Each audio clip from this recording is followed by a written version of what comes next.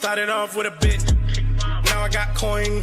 I see where y'all going. Been poppin' since Web 1. Hella hopes on Web 2. I was living a dream, now I'm on Web 3. And it is what it seems. Topping the pyramid schemes, I'm telling you. I'll sell you a percentage on Nebula. Shout out to Vince, he'll set it up. Surfing on the web and I'm shooting at 3. I've been goated when I got my G. I'm an alien boy from a different planet, yeah. So I got my drink, I'm riding in the 1920s Model T Ford. Call her Era Lord. Call me Levi, playing on the keys, boy. And I'm about to put my gloves on. If I said it, then I meant that. Yeah, I like that one, I'm about to get that. Crash that whip for the drumsticks, whiplash. I'm about to get them all. Are you with that? In a white boat, surrounded by blue. I want one, but I got a cop too. I wanna fly high in the sky, arms out wide, trying to soar from a bird's eye view. I'm on fire, Ricky, Bobby, cracking the pavement, Whitney, Bobby. I'm a Saki bomb, Hiroshima, Nagasaki. Bruce Wayne been a dog, and I keep it 101, cause I'm feeling kinda spotty. You sipping on some rock, and I'm sipping on octane. The only thing around my neck is the Started off with a blockchain. bit, now I got coin. I see where y'all going. Been poppin' since Web 1. Hella hopes on Web 2. I was living a dream, now I'm on Web 3. And it is what it seems. Topping the pyramid schemes, I'm telling you. I'll sell you a percentage on Nebula. Shout out to Vince, he'll set it up. NFT, Twitter, blockchain. Seeing with the ghosts and we ballin' like LeBron James. Crypto. We can make a trade, get the memo. The field's not falling for the FOMO. Listening to Coffee with Captain. You know we worldwide, they loco. I ain't never gonna stop rapping. Orlando, yeah, we working magic. We rocking Ethereum entities. I just went and caught me a half base. Man, I got a shout out Started to off with a Bode. bit, now I got coin. I see where y'all going. Been poppin' since Web 1. Hella hopes on Web 2. I was living a dream, now I'm on Web 3. And it is what it seems. Topping the pyramid schemes, I'm telling you. I'll sell you a percentage on Nebula.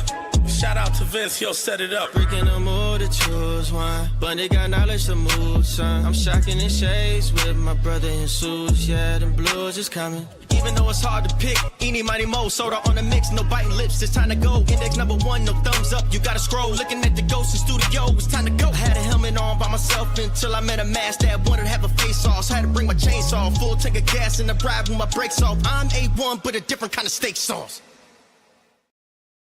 GM, welcome to Coffee with Captain. I'm Cap. Happy Wednesday, everyone. Hope you're having a great week so far. Happy all-time high to the stockbrokers that celebrate.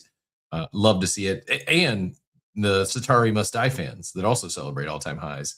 The cooks keep cooking. And while the cooks keep cooking, we are cloning Dort this morning in the war room. So it is quite a day here. Excited to get into it with you all. In all seriousness, the markets kind of popping off still. We're back green again on the majors, and NFTs continue to show that NFT season 2.0 has arrived. And buckle up because things are about to get silly. We will hit a little bit on stockbrokers here soon. Oops, tickets opening soon. I'm glad you shared that, Dort, because I am hitting the road today and going to be traveling at least through the weekend. You may be making me think I might have to pack a ledger just in the event that I actually don't know if they're using token proof or how they're doing tickets this year, but I probably will pack one just to be safe in case. Now I'm thinking like where are the assets? What wallets do I need? Yep, was not planning this at all today, but glad to be thinking about it now as opposed to after I'm on the road and can't do anything about it. Yes, GM to all the pixel art enjoyers. Genuine Undead cleared 13 ETH in sales yesterday, up 35% on the day, up to almost 0.15. Just one of the many collections that are running today. And love to see it. So we are live here on Coffee with Captain on X Audio, X Video, YouTube, and Abstract. I think we got all those links pinned up top. YouTube, Abstract, X Audio, X Video. I'm going to go ahead and pin the reminder for the rest of the week. However, tomorrow's we're going to change. We'll go live from the Coffee with Captain account. Let me see if I can actually create that during the show. And we'll get it out here so you can all hit that reminder. Not sure when what tickets go live. Is that what you're saying, Dort? Yeah, but since it said soon, I'm gonna pack as if it does happen this weekend, so I'm not missing out if it does happen to drop. GM Thomas, GM Teacher, Katie, GM to all the early birds. Appreciate you helping us get the chat warmed up. We got Mayhem, Block Mage, Osiris, all the legends out there. I see Poppy sporting a new Quirky or Quark Kid, maybe. And yeah, love to see it. JT Obos was the one who shared the Genuine Undead update. We got Joey out there supporting Beezy as always. Jim Hizzy, Jim Maria. Beanie just edged out Mel today for first in the chat. Congratulations. Six the plug, Aspiring Nobody, all the legends out there. Brick It All, Web3 Warhead, Mel, of course, although she was second today. We'll let it slide. Mike Campbell and many more. Appreciate you all. Welcome to the show. GM Poppy as well. And yeah, excited to get into it because I do feel things are really heating up. We talked with Matoshi GM. We talked with the Cypher Punks, which their auctions start today. We'll get the founder on the show at some point. Was tentatively going to talk. Think they were going to try to make it today, but just too much going on as they get ready to go live with their first auction. So I will let me do that. Let me quickly highlight it so I don't forget. I'm genuinely intrigued, interested. I dig the mechanics. I think it's maybe there's like I don't want to say like a hole, but I think there's an opportunity. And actually, now that I say this, I'm going to go check Nouns DAO because Nouns DAO was, I mean, a pretty big deal. I was actually surprised to see the floor is up to 0.7 ETH. If you're not familiar with Nouns DAO, it means 1 per day. There was a big DAO that had a lot of funds. Long story short, they essentially wiped out the DAO, bought everyone out, and the floor price crashed. They're now kind of building back up, but I'm not sure the community or what's going on. But they were, I mean, very active, doing a lot with the DAO back in the Mania. And I don't think there's a DAO associated with it anymore. But Nouns, that one per day mints, or there's an auction 1 per day, and that floor is at 0.7. I'm trying to see like the Pico top of that. I want to say they were like 30 ETH-ish. And I think this might actually be on a new contract, so I might not even be able to see. What's the analytics? Yeah, it's not all time. Oh, holy moly! I was wrong. 100 ETH at its peak. I was off by about 3x. This is Nouns DAO. Let me just pull up the chart here. And why I'm comparing Nouns DAO is the mechanics are similar in the sense that it's going to be 1 auction a day. The difference is here with Nouns, there was, I think the team got 1 out of every 10. So every 10th mint went to the team. So 10% of the collection. This is, I think 100 in total. So instead of 10%, it's 1% of the collection. But yeah, you could see crazy. This is back in 2022. Nouns were going for over 100 ETH. I think this is around when they essentially sunset the DAO. They were going for like 30, 40 ETH. And then they sunset it. Everyone that held a Noun got, you know, a proportionate share of the funds in the DAO. And then it crashed down to about 3 ETH, and now it's 0.7. But what I wanted to share is Cypherpunk, excuse me. Cypherpunks.art. The account is just Cypherpunks art on X. And there's 10,000 of these will be created, but they're going to auction off 1 a day for the next 27 years. So you can kind of see it's pixel art that's tapped into, I don't understand what the big heads are here. What is this trait? Oh, it's a blowout. It's hair. Okay. It's a blonde blowout. but I've got it shared out here on screen. They are tapping into the lore of the 10K collections that have come before, so incorporated a lot of traits. I'm going to share this with Outer. I'd love to get her thoughts. I saw the whale hoodie. That's got to be rare. Yeah, there's only 30 of them in the entire collection. So while we don't know when these things mint, the gallery is fully visible. This is my understanding. So all 10,000 of them are there. You can see what 10,000 are there, but we don't know when they're going to mint. And it is just going to be one a day.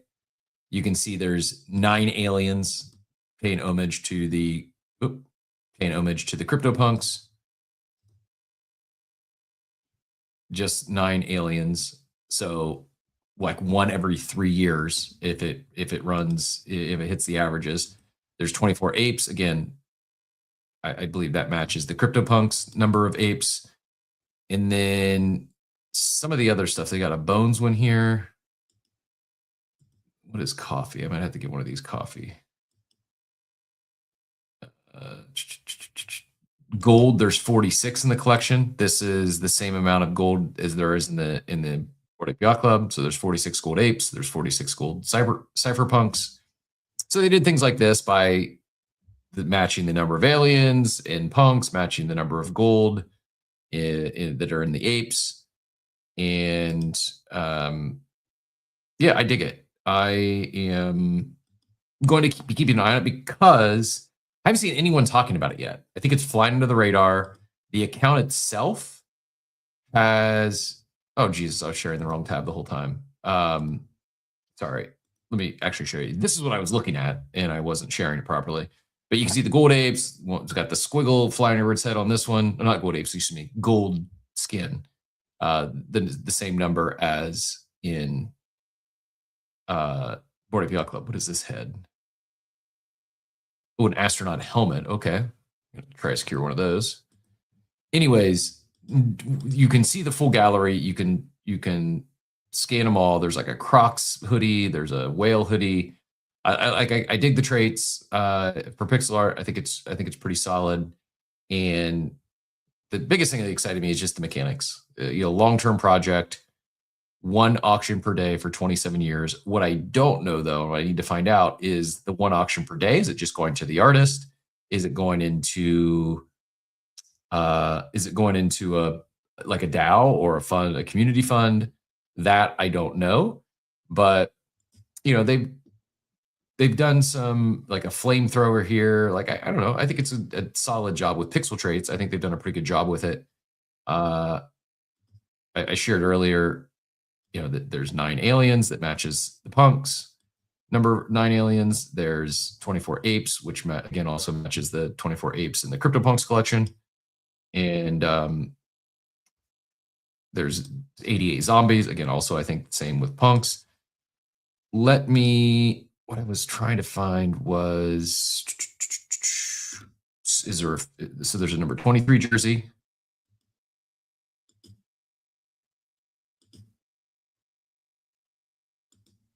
I don't know if it's LeBron or MJ. Your choice to decide. There's a number 3 jersey. Oh, that's definitely Larry Bird. And there's a number 8 jersey, which I'm guessing is Kobe. Yeah. I'm looking for, is there a full-fledged spacesuit? So we got gold cape, gold hoodie, gold jacket, punk jackets. Those are always popular. And, a Vitalik tee. Maybe too many traits. Yeah, the whale hoodie is, I would imagine we've seen a whale hoodie before, but I'm not remembering one. 41 spacesuits. Oh man, a spacesuit with a spacesuit head. So I guess when it's this sort of mechanic, if it flies under the radar, maybe the first ones don't fetch a crazy premium. If it starts catching attention as it goes live today, I do expect the first few, like the first one, maybe the first few, to go for a pretty significant premium. And why can't I find Space Helmet? I saw it earlier. anyways, I will be watching. It's probably, I'm not expecting to get any because I imagine the first few will be out of my range. But if it gets off to a slow start and it doesn't not a lot of eyeballs on it, not a lot of people talking about it, I'm going to attempt to pick some of these up because I think if it does catch attention, it could be another cook. This is obviously different than the recent than Satari. It's different than Stonkbrokers. Like, this is not your typical NFT mint where they're all live and you might have a short-term flip. This is a flip, like, it could take off right out of the gate and it's trading double-digit ETH for a while. It could be very slow and not even, the first ones go for like 0.1 ETH or less. Where I saw it earlier, where was the space helmet? That's what I'm looking for. Joey, GM, feel free to take it whichever direction you would like. GM, first off, I'm kind of the nouns thing. Like, they had such a good thing going, and they were funding all kinds of projects, and like I think they even funded like a water well in Africa or something at some point. Like, the Nouns DAO was doing so well, and then all of a sudden it was like they just stopped funding proposals. And I mean, does anybody, were they anonymous, that team? Like, do we know who was behind it? Like, why did the proposals stop getting funded? Like, what happened there? Well, what happened was, and this is the challenge with a DAO, is it's a decentralized vote, and people can accumulate enough votes, they can basically do what they want. And why they stopped funding projects and proposals was they decided they didn't want to do a DAO anymore. They just wanted to, the holders that had enough controlling votes decided they just wanted to cash out. And oh, so it was the holders voted to kill the DAO. I thought there was a period of time where like they hadn't funded a proposal for like 6+ months, and everybody thought that it was just gonna like rug away. But it was actually because the holders voted to stop funding proposals and cash out. Well, again, it could have been, I don't know how many. I mean, it was pretty big drama when it went down. It might have been 3 whales that accumulated enough votes to say, hey, we want our cash. And then it really did split the community. There was a couple forks, and I don't know if any of those ever took off. But yeah, it went from basically a decentralized DAO, repetitive, but it went from a DAO that was proliferating the Nouns IP and on-chain activity, and it was just proposals. They were doing like live events and getting product out there. And then, wasn't there like a bunch, like you said, forks? Wasn't there like a Lil Nouns that happened, and like all these other projects, right? Yep. Real quick, back to Cypherpunks, because I just found it. There is one out of the entire collection that has a spacesuit and an astronaut helmet. When this one comes up, don't bid on it. That's my only ask. You don't have to hit buy Cap Coffee today if you don't want. Instead, take a pass. You don't need to buy a board spot. Just instead of that, don't bid on the Cypherpunk astronaut when it comes out, because there's one in the entire collection. Hopefully no one's paying attention to when that hits. Speaking of Buy Cap Coffee, real quick, giving some love to our partners over there. You can see the board. You can go get your spot on the board for as little as $10. If you want to take over the whole board, you can do that self-serve, or hit me up and we can talk about taking over for a full show. We're not going to do any full show takeovers until next week because I'm going to be on the road this week. But yeah, shout out to everyone who has supported us in the launch of the sponsor board, including Dan, Zane, Dort, our NPC friends, NPC Richmond and Maida, Drew from Zero Trust Security, Nexus, Boring Merch, Burb, and Draconis is minting now. Again, do your own research. It's on my list still to do a deeper dive on that. I have not had a chance, but just because they're on the board does not mean I'm endorsing it. I've not done research. I mean, some of these people I know very well, but do your own research with everything. Don't put any money in you can't afford to lose. And that's it. Thank you very much for sponsoring on buycapcoffee.com. And as always, shout out to Easy and Nick for including me on this beta test here. Pretty excited about it. Yes. Is Cypherpunks pure just art? This is just one one piece of art a day for the next 27 years.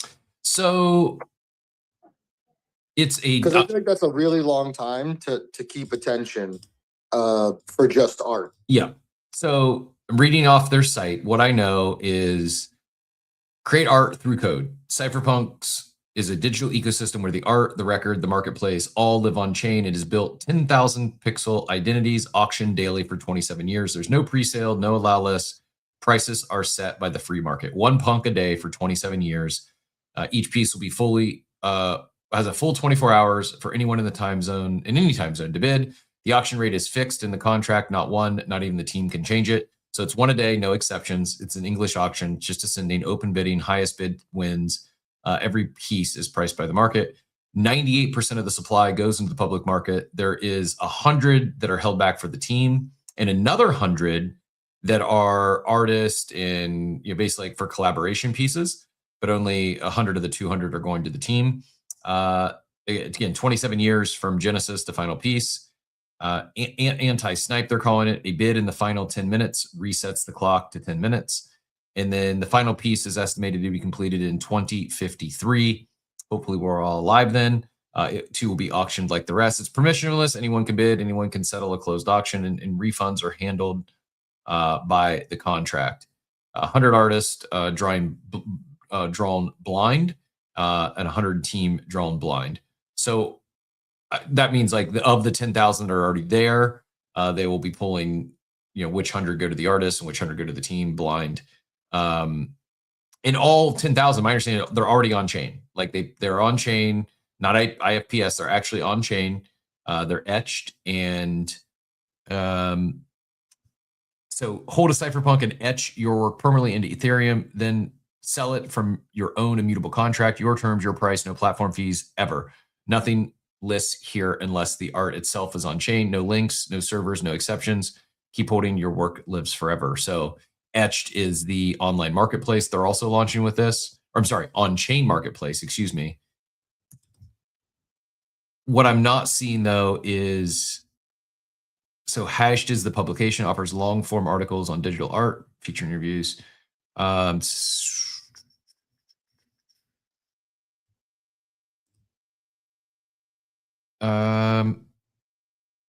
Yeah, I don't see.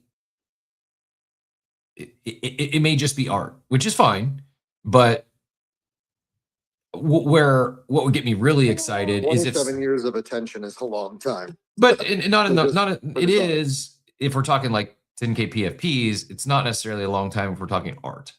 And so that's cool. I respect that. I'm guessing, as they have products, they have Hashed, which is a digital art publication, and they have Etched, which is this on-chain marketplace.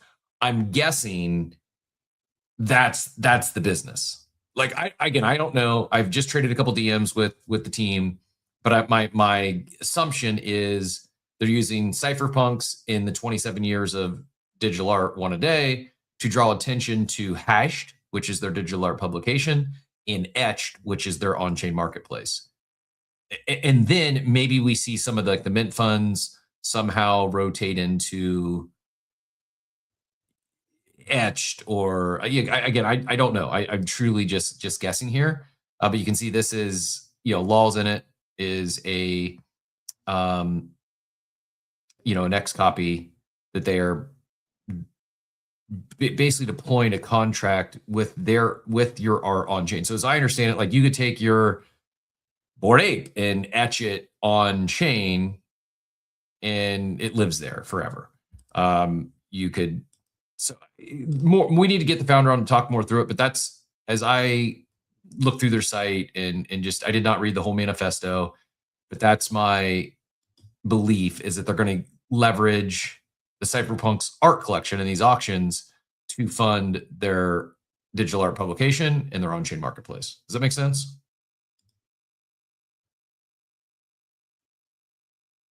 The manifesto is pretty short. So yeah, so essentially the way you're reading it is that the art collection is essentially marketing.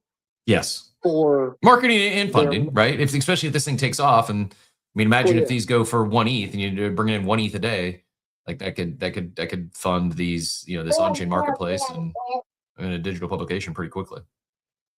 Yeah, and I think to your point, the marketplace, I would wager there's probably some like this etch is probably some new. I don't know if it's.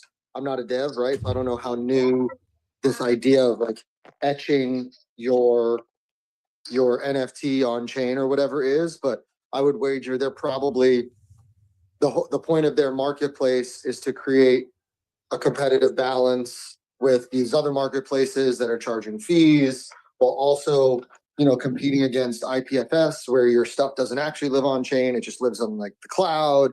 So it sounds like the art collection, to your point, is a marketing tool to promote this technology, this, you know, new code, new marketplace. And then if it takes off, then more people would want to use their marketplace, their smart contracts, whatever it is.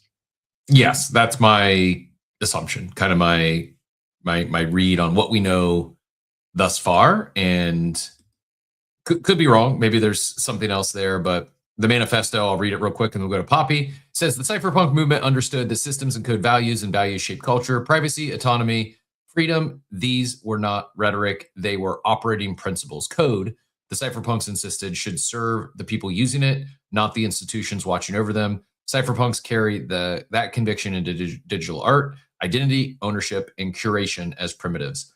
This is why there are 10,000 cypherpunks stored fully on chain, and why the public collection is released through a daily auction over the next 27 years. No presale, no allow list, no discounts. Art written in code cannot be destroyed. A widely held collection cannot be silenced. Cypherpunks create art through code. We are cypherpunks.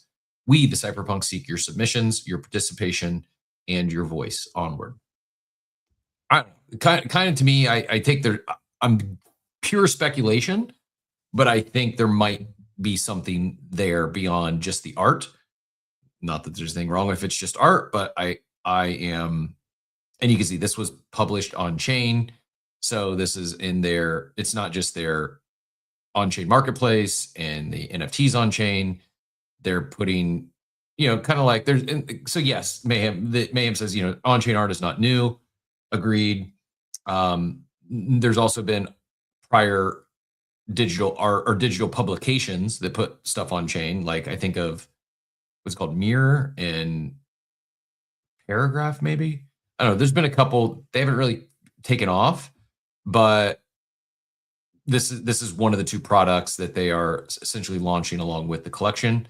And yeah, not the team. Do we know this team? Like, are they doxed? Are the artists like what makes us?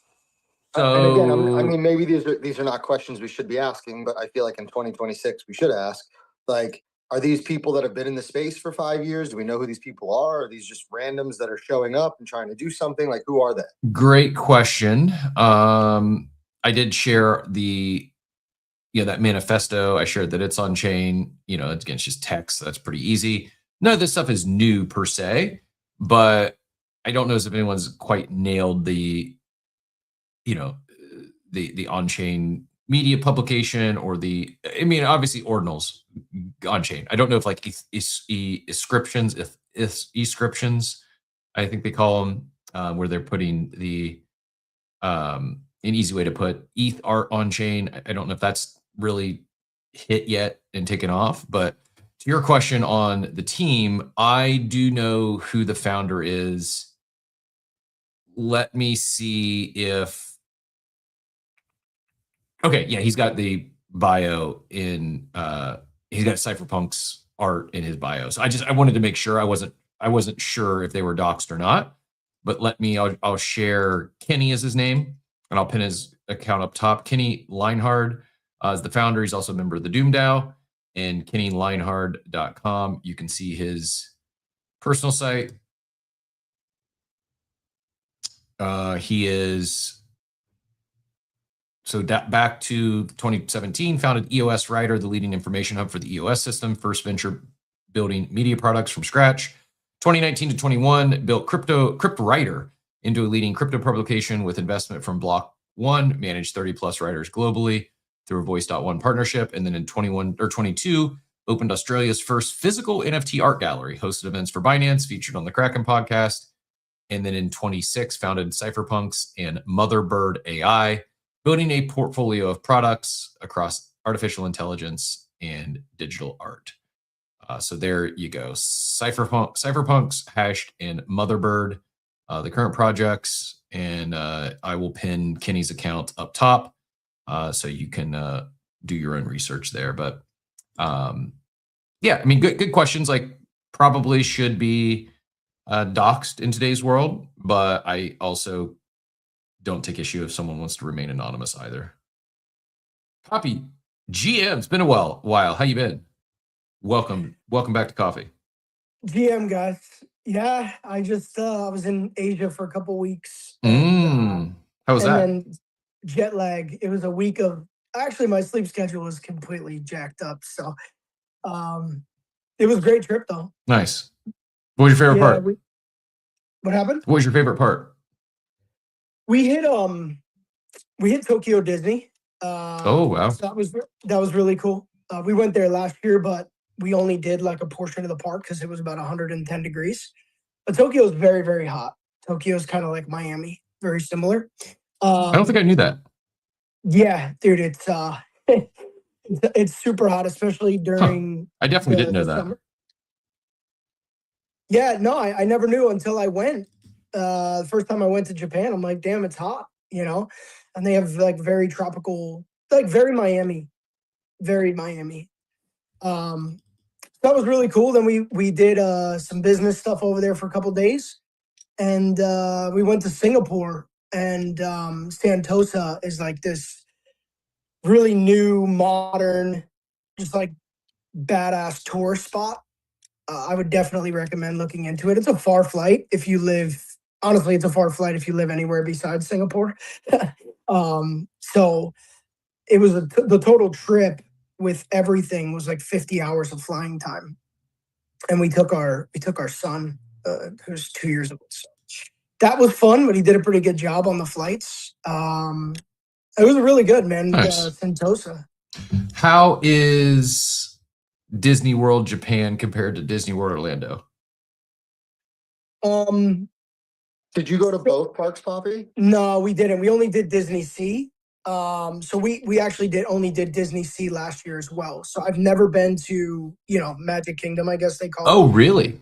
I just assumed No. you being in Florida, you'd been there. Also you got a 2-year-old, so you get to pass this time, but.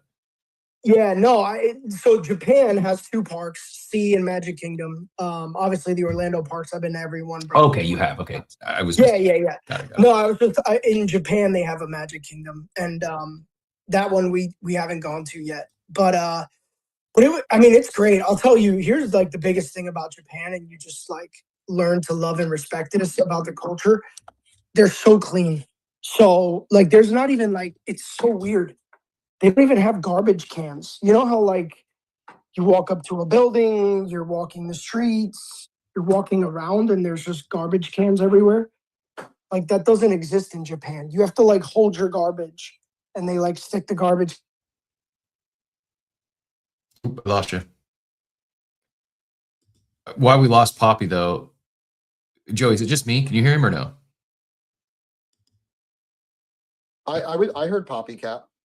He just dropped down to listeners. Well, no, now he's gone. I heard him, and then you Cut said, it "Can you hear him?" And then he disappeared. Yeah, I think he cut out.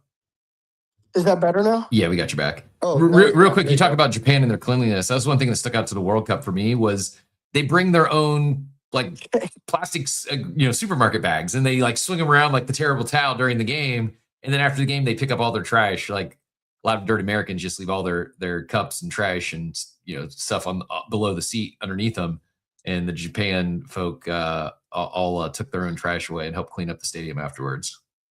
Yeah, it is. I've been to after this trip, it's 56 or 57 countries, and Japan is by far the most impressive. Like the cleanliness, the respect. They're very big on respect, and it's respecting each other and respecting everything that they have. You can tell like it's like a culture of gratitude, but it's also a culture of efficiency. And so like they use technology not to just replace humans or cut costs, but just to like increase output and decrease time spent. So it's like going there is just it's really cool. Like if you go to a lot of the restaurants, like if you want water, they have like water stations instead of water bottles, right? Or just giving you like water out of a machine. So it's like small little details, but no, we had a great time, and we went to Resort World Singapore, and they have a Universal. They have probably the best aquarium I've ever been to. Tons of shop, and the Universal was solid. So it was a good trip, man. Like it really was. It was good. We got a lot of business done. We got actually some, one of the things for Quirkies that I want to do in the next year or two is really expand our reach into Asia. I have some incredible connections there, and we had some great conversations, and the feedback was amazing.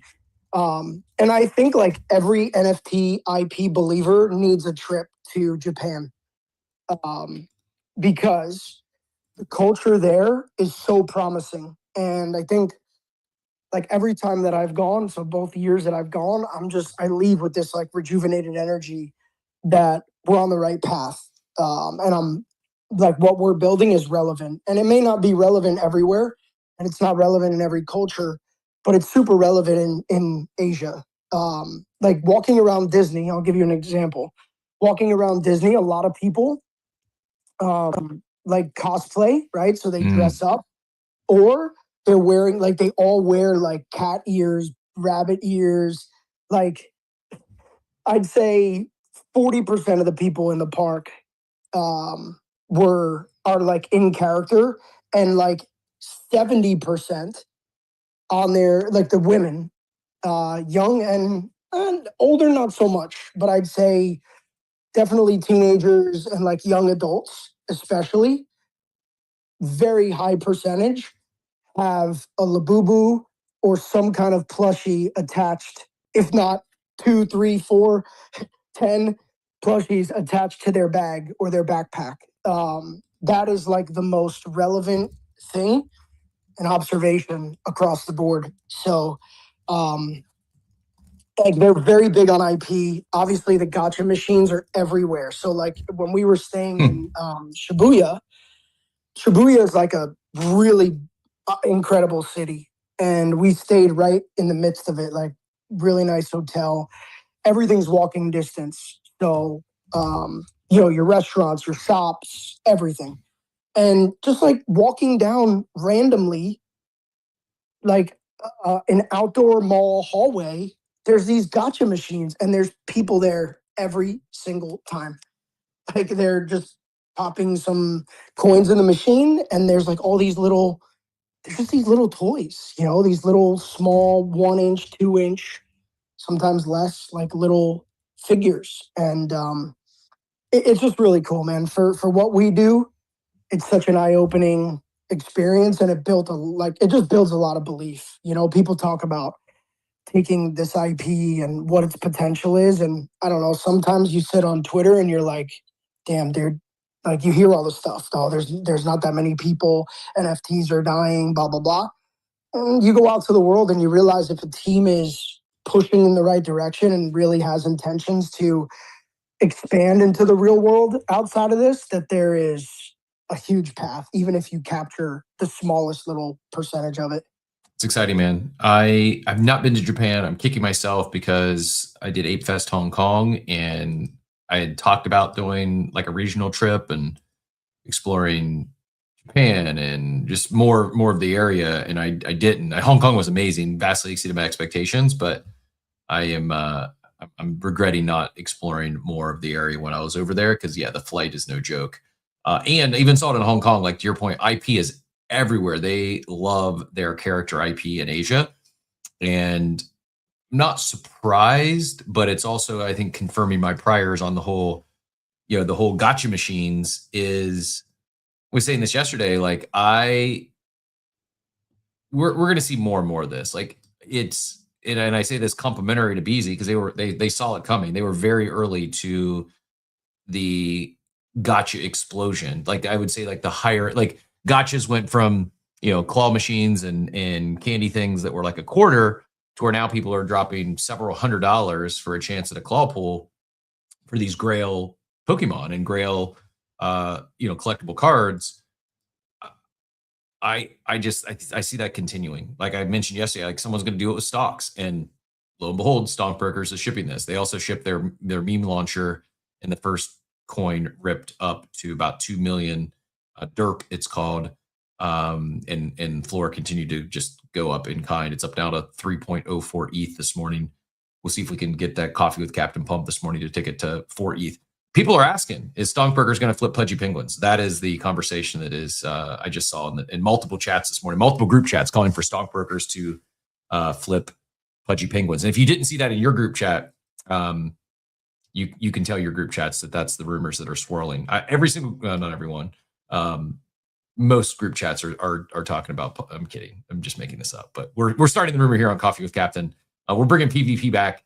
Satari Must Die is going to flip Good Vibes Club, and Stonkbrokers are going to flip Pudgy Penguins. This is what the people are saying. Anyways, I am really, in all seriousness, I do think this. I mean, I'll steal Gary's line. He said it on TBPN. Like this, collectibles are replacing stocks. It's replacing sports betting in some cases. Like I think that not just a younger generation, but I think from the teenagers to my age, gotcha's like I think it is I think it's just getting started. Some people said, "Oh, like we're at the pico top of gotcha." I don't know, man. I mean, I do think like can Pokemon pull back with the 30th anniversary stuff? Yes, it could. Like maybe there's a short-term dip in some like Pokemon or One Piece or some certain collections, or maybe not. I don't know. But what I'm very convinced of is that gotcha machines aren't going anywhere, and I think we'll see more and more of them. In fact, Joey, I don't know. Not trying to put you on the spot, and I know just asking you opinions. You always put me on the spot.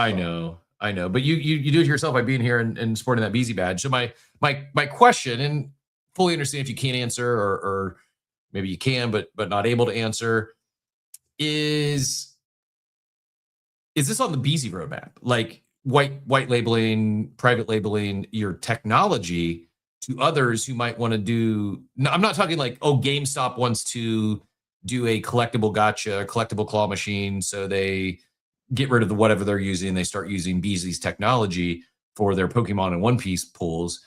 While I think that's you could do that as well. I'm thinking, is this something you guys are thinking about or talking about taking it to others outside of just the collectible space that might see?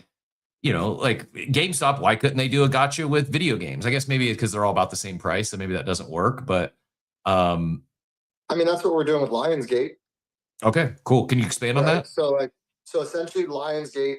So for we've announced the partnership, but essentially with Lionsgate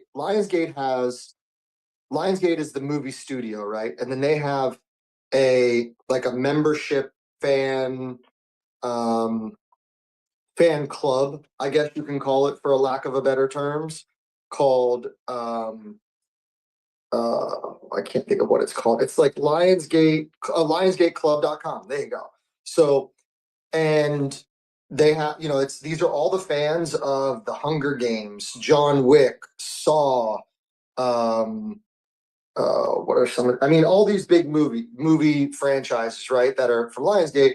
And you join Lionsgate Club to get member access to, pre-release things and tickets, this and, all kinds of stuff. And they're leveraging our technology and our gotchas to create a Lionsgate gotcha where there will be things like, John Wick's sport coat from John Wick 3 in the scene. Very cool. I'm making this up, right? No, I'm tracking with you though. Very cool. Yeah. So basically like movie set memorabilia, movie memorabilia. Correct. And so like if you think about it, like it could be, the grand prize could be like a red carpet walk with Keanu Reeves for John Wick 5. Yep. Like all kinds of stuff. So Yeah. So- There's gonna be so opportunities for people to leverage I- the technology we built. I absolutely love this, and thank you for sharing. This is partially why I'm so bullish on gotcha machines and the claw machine mechanic is exactly this. Like, how without a gotcha machine, without BZ's technology, how could Lionsgate do this? Well, they could run auctions for all their memorabilia. They could run raffles for their red carpet passes. It's just not nearly as exciting. Like because if you do an auction for John Wick's car, well, Who could afford that? maybe Like, there's only- 1% of there's their only a fans. handful of That's people it. in the Like world that could it's afford that. exactly, it's a Wales game. Maybe 1% of their fans are going to go drop, I don't know, $250,000, 7 figures on a movie set car. It's just you're talking maybe dozens of participants in an auction like that. Whereas if they have a BZ claw machine for Lions Club, and one of the chase item is the John Wick car, yet most of the items are like, $10 to $100 type memorabilia things. Now all of a sudden you're opening it up to your entire fan base. And I would argue that Lionsgate probably not only stands to make more money or generate more revenue on selling through these merch and these collectible items, but more importantly, I would think, I'm not Lionsgate, and I've certainly not sat in any of these meetings with BZ. I've not been a fly on the wall. But if I would not be surprised to see that their driver, as much as it is revenue and selling through some of this merchandise, it's probably even more so fan engagement and creating a even stickier fan base, and a fan base like if you could be a John Wick fan. You could be the biggest John Wick fan in the world, and you've probably never went to Lionsgate.com. Maybe if you're the biggest John Wick fan, you have. But most John Wick fans, they watch the movie and they move on with their life, or they, I can't wait for the next one. But there's no daily active user. There's no going back and continuing to engage with the platform, continuing to engage with the brands. And I think that's what collectibles do. Is it creates an evergreen way to engage with fans of any IP, whether it's art, whether it's movies, whether it's music. This transcends crypto native protocols. Like, this transcends Pokemon and One Piece collectibles. This is a great fan engagement tool. And I think this also, this thesis that this isn't like my thesis. It's clearly BZ's going this route and others as well. But I think this also supports Gary's take that collectibles are the new meta. Like, collectibles are the new way to speculate and drive fan engagement. And it's come a far ways from like the old school like baseball or football card that we used to collect, to where now there's a variety of collectibles. I mean, Topps is like me. I can't decide if I love or hate how every major event now Topps has you can go collect the Justin Bieber card where he sang at the World Cup. Like, I get they're doing it. I guess what they are doing is doing a good job of creating chase items in almost every pack opening. You can go get a 1-of-1 autograph. That's cool, I guess. I don't know. It's funny. Von Frunten sent me someone created a business cards gotcha, and they were ripping packs of like famous business cards. They like ripped a Bernie Madoff and an SBF, and then the Grail chase in the back was a holographic Jeffrey Epstein card. It's a joke. It's not a real thing. But I laugh because I don't know, we're probably not too far from that. I'm not saying Epstein business cards, but you know what I mean? Like, as I say that, it probably would go for a Grail price, because you got like the Saddam Hussein rookie card is still a chase item in those Desert Storm packs. Anyways, I digress here. Probably getting nerfed. Sorry, Payne. We probably killed our YouTube today for me saying Epstein out loud, but I apologize. In all seriousness, I am really excited to hear this. Joey, no comment is perfectly acceptable here, but do we have a timeline? Do we have an ETA? Do we might see the Lionsgate claw machine in 2026? Is it more like a 2027 timeframe, or what do you think? Happening soon. Okay, cool. Yeah, it's happening soon. But to your point, also, it's not even just about like collectibles. Somebody from Solana kind of front ran our announcement yesterday, and you can find it on the timeline if you look. But it's also about, to your point about the access. Like, imagine like we put a Rolex in our claw machine back in the day, and for $250, I think it was in our 250 machine. Everybody had a chance to win a $10,000 Rolex, right? So think about all the other things you can do with these gotchas to give people opportunities. Like, how many people would love to own, and this is where we have to think outside of our space. How many of your girlfriends, your wives, your significant others would love to own an Hermes bag, but they can't afford one? Yep. But what if for $100 or $250 or $500, you could play a machine that had a chance to win an Hermes bag that was priced at $20,000? Bingo. This exactly. Right? So it's beyond this. When I say it's beyond just collectibles, it's luxury goods. It's people. This isn't me. I think data supports now. We are our society is skewing extremely gambling centric, or if you don't want to call it gambling, you want to call it predictive analytics or chasing asymmetric returns or hunting EV. These are all things I tell myself to feel better about that I'm addicted to gambling. But at least I know, at least I can admit it by using other words. I think what the beauty of this gotcha mechanic, these claw machines is someone goes and bets $50 on a sports game. They most likely, I mean, I guess prediction markets change a little bit, but most likely it's binary. They win or they lose. They turn their $50 into $100, or the 50 turns into zero. With these claw machines, these mechanics, and so maybe you go bet on the stock market. You go buy $100 of stock, and a year from now it becomes $120. Awesome. I think and maybe people are betting on sports or the stock market or meme coins to accumulate disposable income to go buy their handbag. This presents another path to these luxury items that people might want, but it's outside their price range. So instead of going and buying a handbag using Klarna and financing it, they're playing a gotcha machine where, unlike sports betting, most of them, I'll speak to Beezy, if they quote unquote lose, they pull a $100 claw pull, maybe they get a $20 clutch or a $50 clutch. So could they have bought it for less? Yeah, but their expected value was still greater than the $100 they put in, because they might get lucky and hit that $20,000 handbag. This very clear. There's a large percentage of the population that wants that, whether it's dopamine, whether it's they want something they can't afford, but they like to go for it. Or maybe they're just playing the numbers game. They like it is plus EV, and I'll keep pulling until I hit a big win, and I'm just going to sell the thing right back to them and cash out. I think this really is, like, obviously we're going to see it with Lionsgate, and I think we're going to see a lot more of these claw machines, these gotcha machines, far beyond the collectible space that it is today, just because you found product market fit. Again, tip to Beezy for being one of the first to this.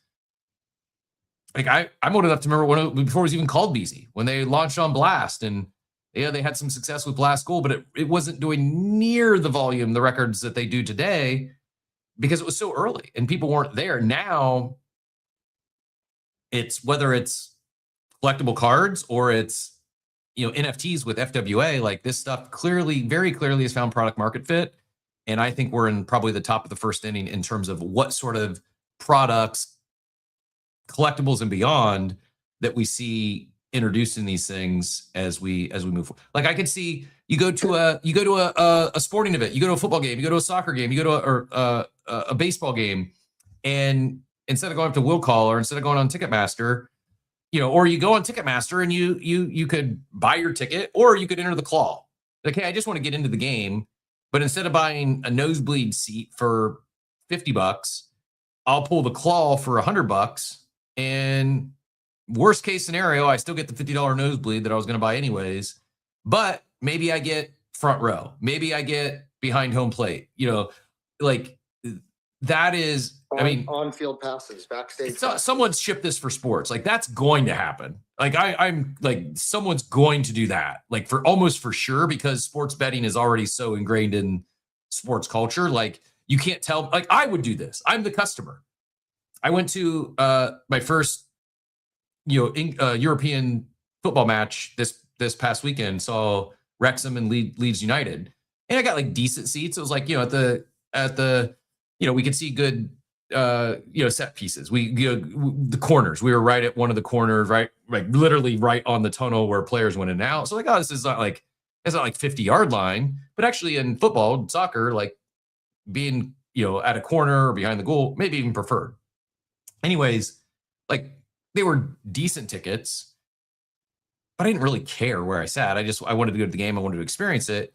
If you could have told me I could have spent the same or maybe even a little bit more and potentially pulled, even better tickets, I'm probably doing that. Like to me, it's not that deep where I sit, but if you told me I could get, a $5,000 seat for $100 pool, I'm in.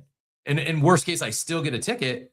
Cool. Let's do it. So yeah, someone should be building the BZ for sporting events.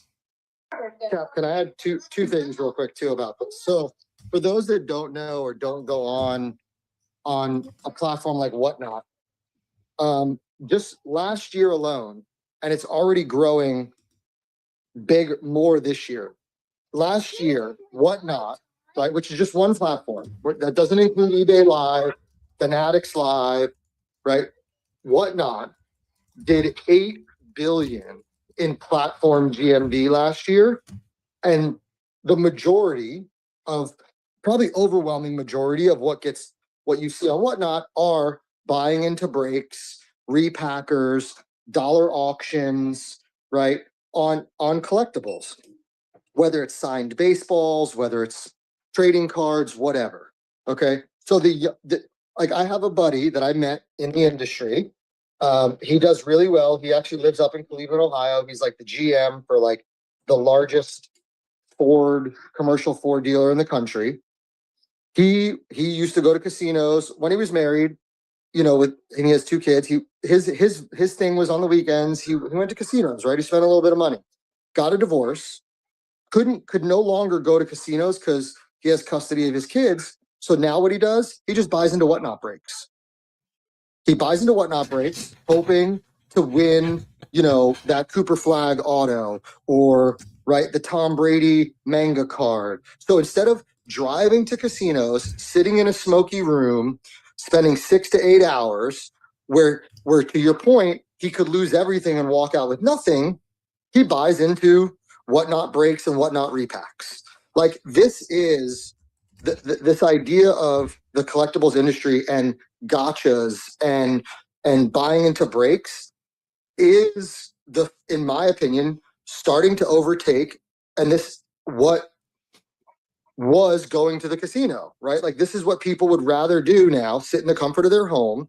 And I've spoken to people in Vegas, like the casinos are struggling.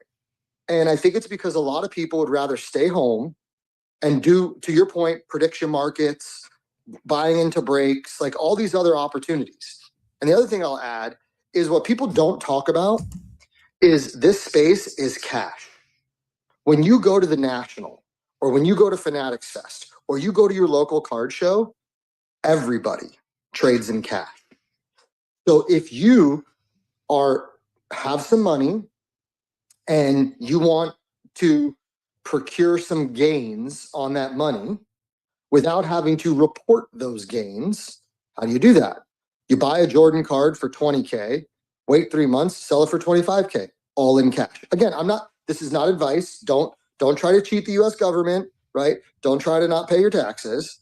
But the reality is this is a cash business. So what better way to move cash around than collectibles? And that's what's happening. That's why so many wealthy people are getting into them, because they can flip a $50,000 card into $75,000 or $70,000 and nobody knows the difference because it's all cash.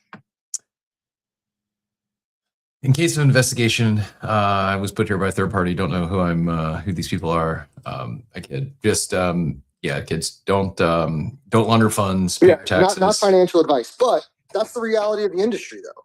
It is. So you're telling me the gotcha machines have become washing machines? Well, gotcha machines are different, right? We're all on chain. Like there's records of your transactions. I'm talking about cash transactions at trading card shows. Yeah, So straight cash, homie. Randy Moss would be proud.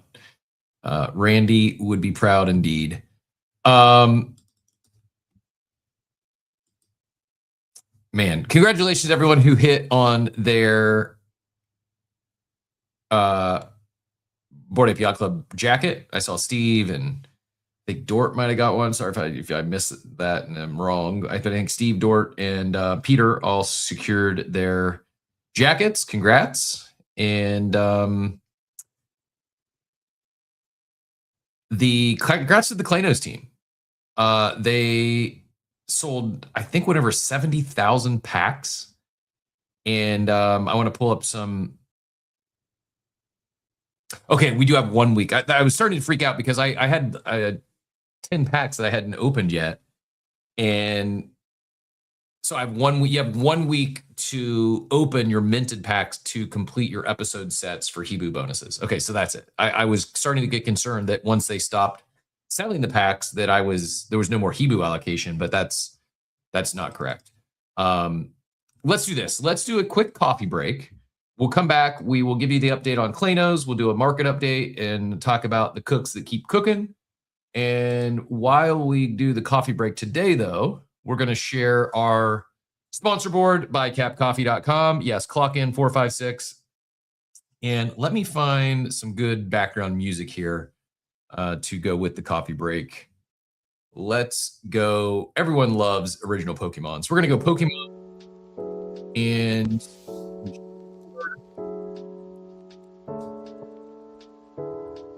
it's by capcoffee.com. Thank you to our sponsors. And I will be right back. Let's take like 60-second coffee break. Don't go anywhere. We got some alpha over the second half of the show you're not going to miss. Be right back.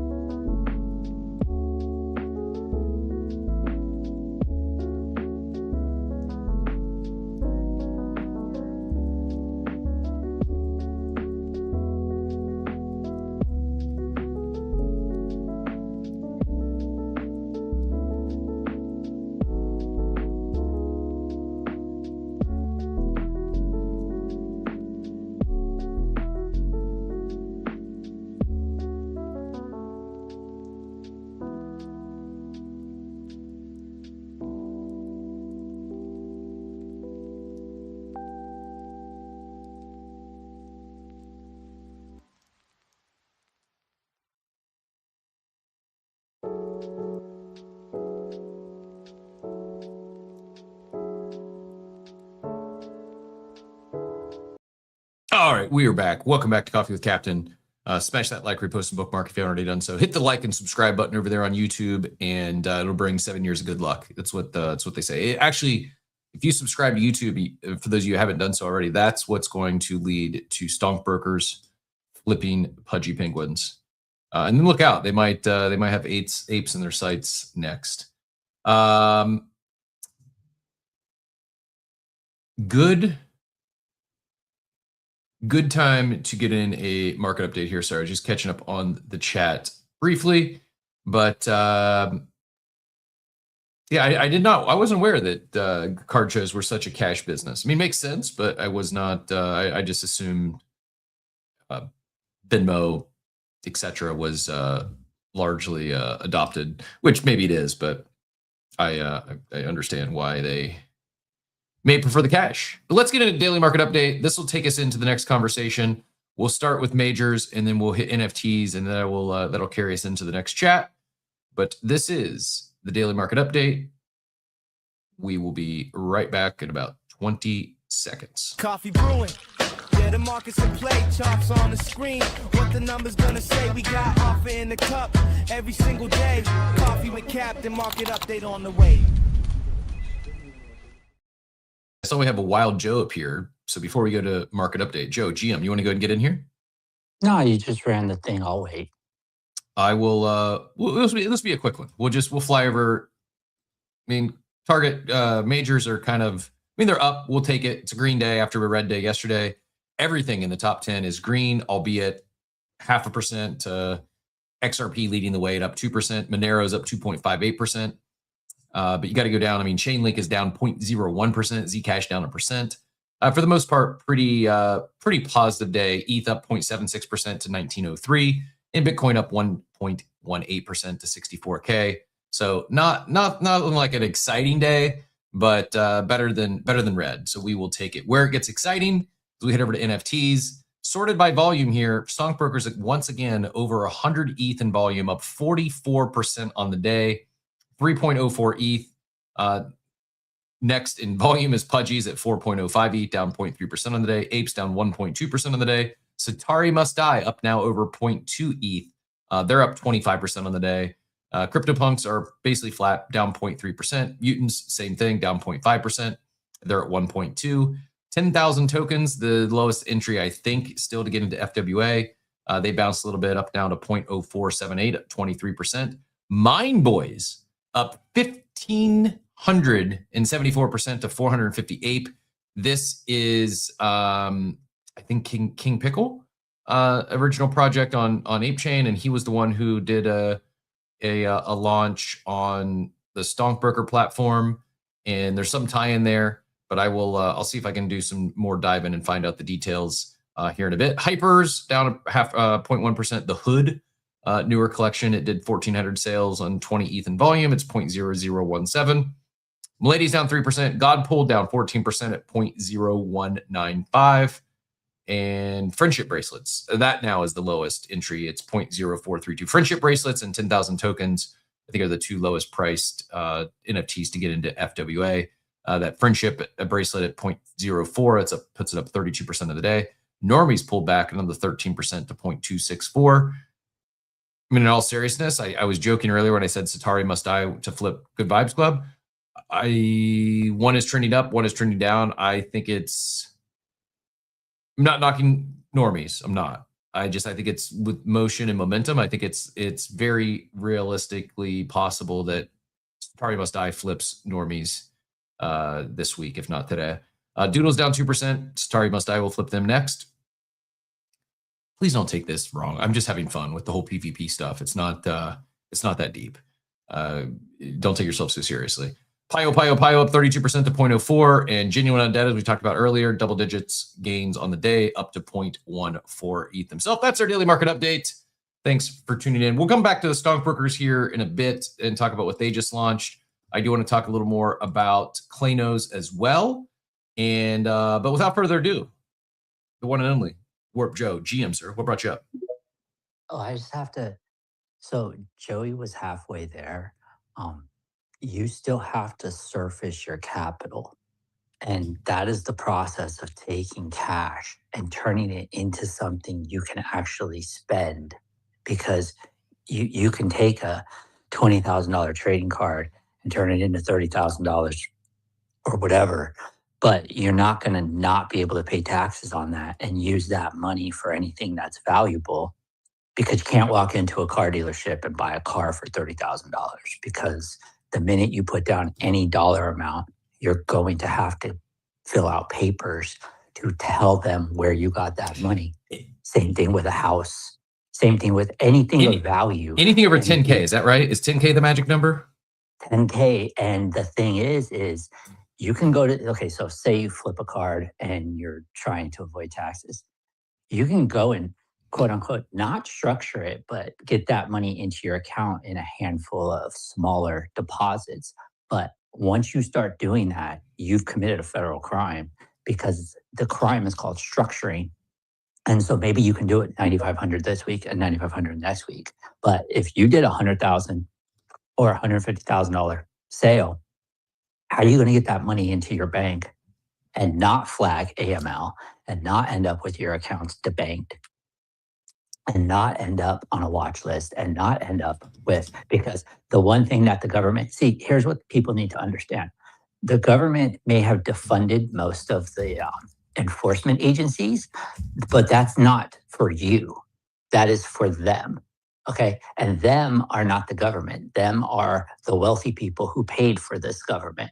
So they will not go after the high net worth individuals who are avoiding their taxes right now. And by high net worth, I'm not talking about people who are worth 5 or 10 or 15 or $20 million. I'm talking about people who are worth 9, 10, 12 figures. They won't go after them, but they will easily go after you to get their $15,000 that you back owe them. So you have to, the entire reason money laundering exists and the entire reason it costs money to money launder is because you have to surface that capital. And the capital surfacing is where that cash becomes legal tender that you can then spend, because all cash is tracked. This is what people don't understand. All cash is tracked. And so if you're not surfacing that capital, you are going to raise a flag and you will end up on many, many, many, many agencies' lists that you do not want to end up on. So I just don't take that as the way to avoid a settlement with your ex-wife or important alpha here on the show. We're not educating you on how to avoid paying taxes, but how to not do this stuff to get in trouble. There are plenty of ways to avoid paying taxes. I mean, there are plenty of legal ways to avoid paying taxes. The entire tax code is written to avoid paying taxes. You just have to actually talk to a tax attorney anytime you do something and not an accountant, because they don't know anything about taxes. But if you're trying to bring cash to the surface, pay taxes on that cash, because then you can use that cash. And there's all types of shell companies that you can buy to surface that capital. And it happens all the time. By a laundromat, the entire music industry for the 90s was a money laundering facility. The Laundry Hour with Joe. I mean, like you literally had, hey, how's it going? You literally had record labels that didn't exist except for on paper. You sign a bunch of kids, you give them a couple $1,000s in bonus money. They go into the booth, they record 20 songs for you. You put out 2 CDs. They think they've gone, ghetto gold or platinum. They've never sold a single album in their entire life. They never get any more money than that $4,000 or $5,000 you gave them to go into the studio and record 20 songs. Now you have on paper, that album has sold 500,000 copies.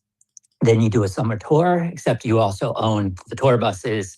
You're only sending them to your friendly clubs, casinos. Those nightclubs are all empty. You stack them up with 1,000 people that come in, plus you sell 5, 6, 10 drinks to each person. You sell a whole bunch of merch that doesn't exist.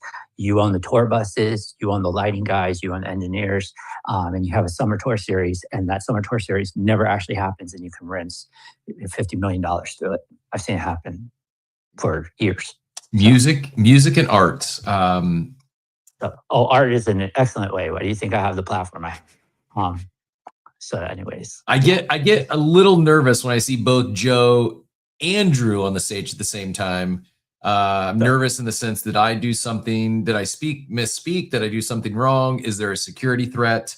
Drew, GM, take it whichever direction you'd like. So always a good morning when it's all of us on stage. Yeah, that's why I was just gonna. I don't know how much we want to spend on this topic, but whenever you're going to a card show or anything like that, again, not saying to avoid taxes or NFA here, but PayPal goods and services, the limit is $600. Zelle, $600. Venmo, I think actually is $5.99 because people are doing $5.99 instead of $600. So yeah, it's definitely all cash, and a ton of people too in the card business. For a couple of my buddies in card shops, and people that do tables and everything else, it's all cash. They don't even have a bank. And it's kind of crazy. They just they have stacks of cash in certain places, and everything is just cash. I truly didn't realize this, at least not at this scale. Like I assume, maybe some cash trades. I didn't realize it was such a cash business. To which they've got to have then, like, especially the larger booths up, they got to have massive security at the National. Someone talking about going to Chicago for the National, like a big booth's probably going to be. You're talking like 5-6 figures in cash on a good weekend. Yeah, I mean, there's people in, their duffel bags are behind. I mean, they got $100K in a case for sure. I mean, you got to think about it though. Most of them are Pokemon conventions, right? Like if someone was going to try some shit, they would get pummeled. I mean, it's not like they're taking that and running out of there and someone's not doing something. But, I mean, it's, think about it. One table has $100K cash, probably has $100K of product, if not more, especially in just slabs. I mean, a lot of it, some people do sometimes have bodyguards. Some people, don't, because it's just kind of like a respectable thing at collectible shows. But it's all cash. Has a card show ever been robbed? Is this, or did we just create Ocean's 15? Is this the next? Yeah, there's there was one back in Florida, believe it or not. I think it was like the first one's coming out of COVID. I think like 2023, and the people who set up the card show actually ended up being the ones inside job. Were convincing people to leave all of their stuff overnight. They have on-staff security, and they were actually stealing from the booths. Which, if anyone's going to leave stuff overnight, you're just kind of stupid anyway. But I am. So today we created on the show. If you're keeping score at home, you're going to see a gotcha machine at a baseball, football stadium in the very near future. You're going to be buying your tickets by way of a claw machine here soon. You're also going to see the next major blockbuster hit is going to be the National or a big card show gets robbed. It probably will be Ocean's 15, or I don't know what number they're on, but the next Ocean's 11 series movie will be robbing a card show. I don't know who's building this, but get to it. It's pretty much a guaranteed hit. What's crazy though for that is, have you seen the vending machines in the airports? Oh yeah. So that is like one of the things, and they have egregious prices, like ridiculous price, like way over market. It's I have seen people, dude. I mean, it's like 3x over market price, 2x over market price. I've seen people will do it because they're bored, because they're stuck there on a delay, and it is the most just insane thing to me to sit there and just watch these people go up and just spend money and be excited no matter what. It's crazy. It's all dopamine.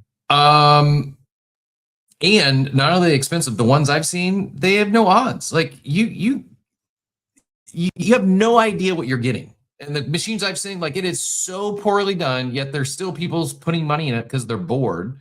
They don't even care if they might be doing a $50 pull and there's not even a $50 card in the whole machine. Like it is, I'm not saying that's how they are, but yeah, I've seen them with jerseys. I've seen them with cards. And every vending machine I've seen, you're drawing blind. You have no clue what's actually in there. Beezy fixes this. Blockchain technology fixes this. I'm not just saying that. Like, it really is so much better when you're talking to these gambling mechanics, these gotcha mechanics, to have it on chain, have it transparent. It is the way. And I don't think I could be convinced otherwise at this point. Did not intend on having a deep conversation on cash heavy businesses and advising everyone, don't launder money, do things the right way. If you want to avoid paying taxes, do things the right way through a proper loophole. If you don't have an LLC, you should have one. And there's a lot of ways to pay less taxes, pay your fair share, without having to go cash only. But yeah, interesting. I really had no clue, no idea. I see Cab out there. So here's a couple things. Like we've got about 40 minutes left. I do want to get Machiavelli because I think Machiavelli was going to talk about. I know he tagged Uncle Mac. I do want to talk about Derp and what Uncle Mac just built here in a bit. But before I do that, I want to highlight the Klainos success. I just want to make sure I find the numbers that I saw that was kind of eye-opening. I don't want to misquote it. There was 32,000 packs ripped on the final day alone, which is incredibly impressive. And what I'm looking for right now, though, as I stall, as I'm scanning my feed to find the actual total amount of revenue they generate off these packs. And I'm just gonna say once again, I think this Klainos team is getting slept on still. I know they're not entirely slept on, but when we talk about the NFT PFP leaders, like they're doing the thing, and they are. Here we go. 727,000 in revenue generated. The revenue solid, but the strategy behind it is what really matters. I'm quoting Tate Thang here.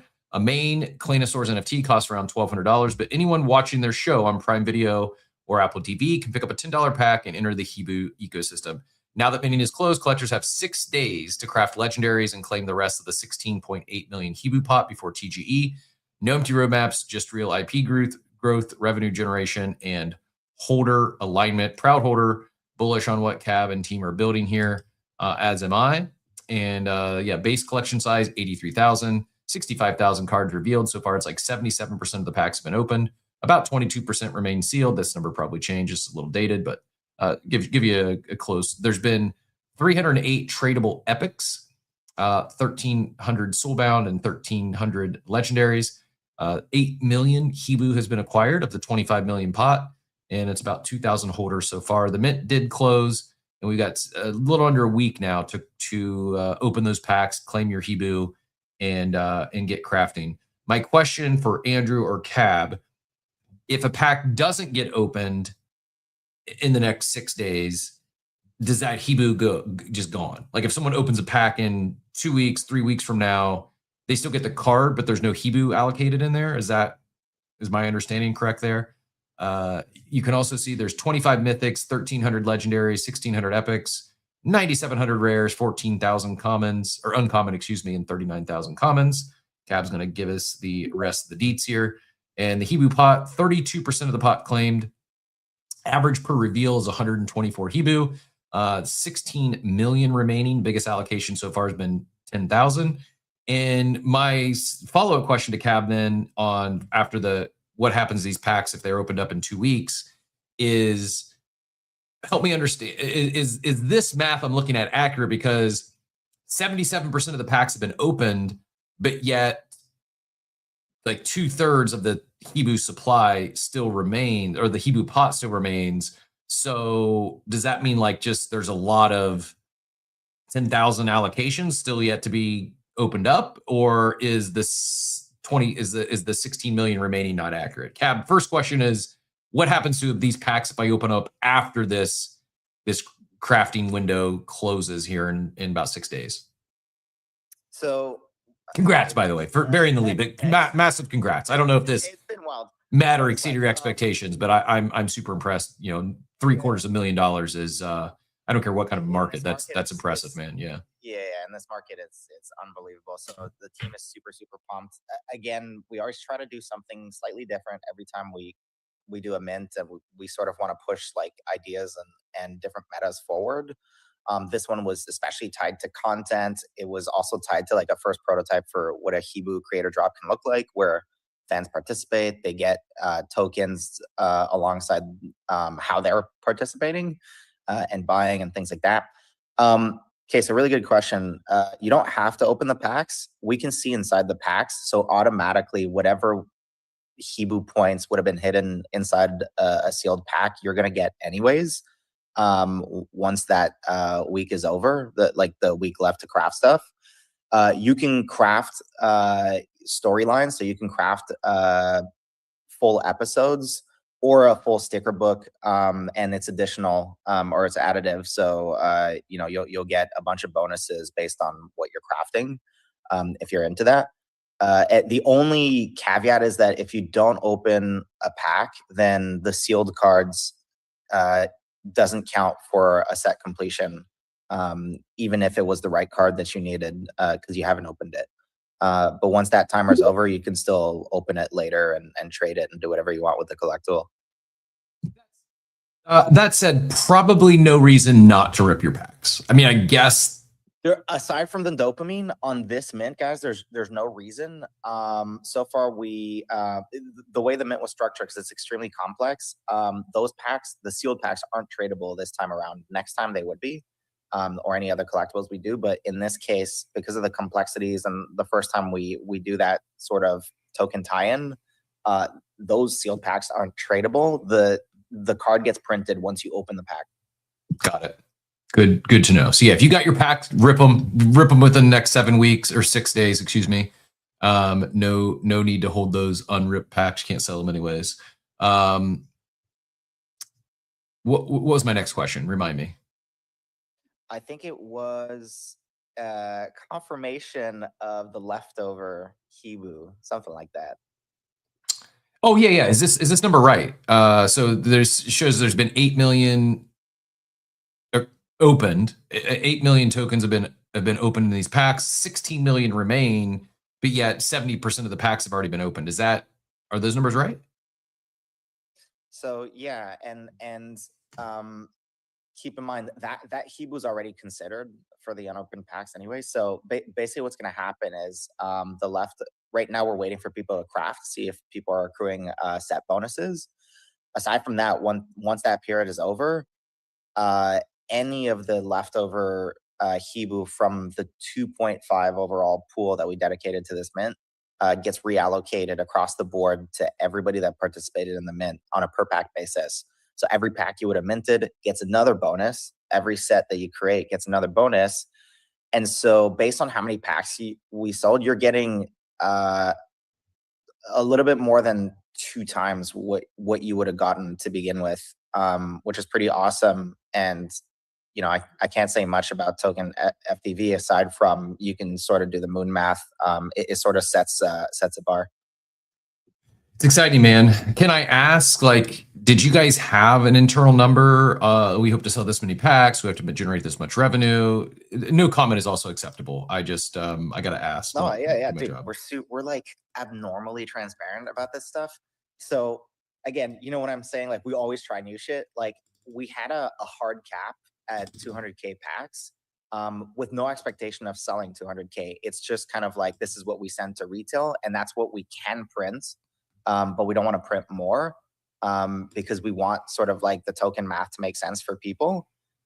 We were hoping for 50K packs. Wow. We would have been happy with that, and we blasted through that yesterday. And I know we had some question marks on like, oh, like, is 200K supply too high? You know, even if we had hit 200K, I don't personally think so, because we did the math, but it wasn't the point. The point is like how we think of these collectibles is once they're printed, until they're not until that point, then they're not part of the supply. Mm-hmm. But you can't change the contract midway through the mint, and if you do, it's an absolute clusterfuck. So we just wanted to hedge. Is this kind of? Do you think this could be like a new? And this is like just. I mean, maybe it's not even that profound, but it just kind of hit me in real time hearing you say that. And yeah, why wouldn't you put the supply up to 200,000 and then whatever you don't sell, it's not the supply's not in the market. It's like, is this a cooler new? than that? Because it's not even whatever you don't sell. Well, technically it is, but the way the lingo we use is whatever you don't print. Like, it doesn't make its way to the printer. That card will never exist. Yes, it's just you're allowing the printer to get to that number if it has to, but if it doesn't, then once that mint is over, supply gets locked. It stays like that forever. It's part of our whole like Claynosaur's like vault collectibles thing, but I do think it could be a meta, and I think it should be. I've been a huge advocate. You know this. I've been a huge advocate for more is more, with collectibles ecosystem that's pegged to one single IP. I think in the space, oftentimes, because there wasn't enough demand in the beginning, people were saying, well, 10K is too much. Anything more than that is already dilution, whatever. I think that's true if you don't have the demand. If you have the demand, you need more. Otherwise, you're bringing nobody new into the ecosystem. You're just churning out like the same people. And that actually sucks for holders. And it actually doesn't really bring value to the super rares. And the way we see our ecosystem is, 5 to 10 years from now, those first 37,000 characters, which is like, the Klainos, the extra Saga Klainos, and the Popkins, those are Charizard level assets. Like they're the super rares, but they can only be super rares if there's a big ecosystem. Mm-hmm. Yeah, I dig it, and I do think this could become a meta. I think like as a collector, as an investor, I prefer this approach with the packs much more so than say like an open edition, right? Like in a mechanic where you don't know exactly, lower cost, you want it to be accessible, but you don't really know the market, especially as this market like starts heating up. Like it's really hard to gauge what proper supply is on something lower cost like this versus an open edition. That's the point, right? Yeah. And I think that when you peg like, so by the way, at one of the comments people had in the first like 2 days of the mint, because it's the first time we ever do I'm careful calling it a stealth mint because it lasted 3 weeks. Mm-hmm. It was a bit of a stealth mint because unfortunately everybody got the mythics on basically day one. But aside from that, there was a lot of people going like they could see the the contract, and some people figured out that there was 200K supply. But for the most part, we hadn't announced supply, and we did that on purpose. And a lot of people were kind of complaining, and it goes back to that tweet I did a while ago, where like most of what we do, people won't understand until we've done it, Mm-hmm. and proven the thesis. And that's just Web3. But basically, people are like, well, you're not announcing supply that we're not sure we should be aping, blah, blah, blah. And the whole point of that mint is, well, the market will tell you supply. And it's kind of weird unless you are an edition, or unless you are like a super limited blind box release. Isn't it kind of weird to announce supply on a mass market thing right away rather than kind of gauging demand? And once the printer's finished, that dictates what the supply is. But we also did that because it was pegged to the upcoming TGE. So there were considerations there, but there's no right and wrong. This was more of an experiment on can we let the market say how much supply and not have to over-index this whole idea of selling out a collection. Like, the time is the biggest solver for collectability and for demand. And so, if 83,000 cards have been printed, that's the supply, and over time, those things will have value propositions. Well, big congrats once again. I'm super impressed. You mentioned the moon math. This isn't Kleino. This isn't Cab. This isn't Kleino saying this. This is BWise, who did a little bit of moon math here, and I will share it for those that might be curious. At a $20 million FDV, price per token would be about 2 cents. And he's got his profit numbers here on the packs that they opened. You can see this where he got the math. Opened 115 packs, spent $1,000, got 23,950 Hibu, got a bonus of 36,000 Hibu, so a total of 60,000 Hibu, and then added up his potential profits based on 20 million. He's in the profit $200. At 60 million, he's in the profit $2,600. Has 3 episode sets complete, but not the Pioneer Edition, which is all 3 episodes. Current break even based on 100% token unlock to TGE looks to be about 17 million FDV. Realistically, you'd want to see a minimum to, again, just goes on more moon math. You can also see. Yeah, it's not unrealistic either, right? Like, right. I mean, we've seen a lot of the IPs. We've been pulling back that slingshot for a long time, and obviously we're working our butts off to make all this stuff a reality and make the best token we can. But dude, if you're a Kleino holder, the last couple months you've been cooking. Collectibles are stable or up only. There's almost no listings right now, which is wild. People are buying well above floor price all the time, chasing traits. You've just gotten the equity announcement. Now there's the TG, and you're getting more, pre-TG participation just for aping into another mint. There's a lot of things. So it's been good. It's been good. Big congrats. Love to see it. And I guess I got 6 days to open some more packs here. So I will Hell yeah. and happy birthday, dude. Thank you. Appreciate it. Enjoyed the weekend very much. And then today, hitting the road here this afternoon, and going to venture to the other side of the state for daughter's college orientation and a little shopping trip and getting all of her college goodies. But very much so. Enjoyed the weekend. Looking forward to this week, and appreciate y'all being here. Speaking of those that are doing well and shipping new things and doing new stuff, good time to segue into our next special guest of the day, who's got an announcement or two maybe coming. Including some of you I know minted the God Pool, and there's a little bit of tie in there. This is a little bit of foreshadowing for Inside the Vault coming up next. Yo, inside the vault, put royalties back on chain. Enforcement went optional, we bringing it back again. Freeze it at the source, then you move it with ease. Claim it where you land, one live, no duplicate keys. No rappers, no doubles, identity stays intact. Clean ownership trail, royalties paid, that's a fact. No, one alive, no duplicate keys.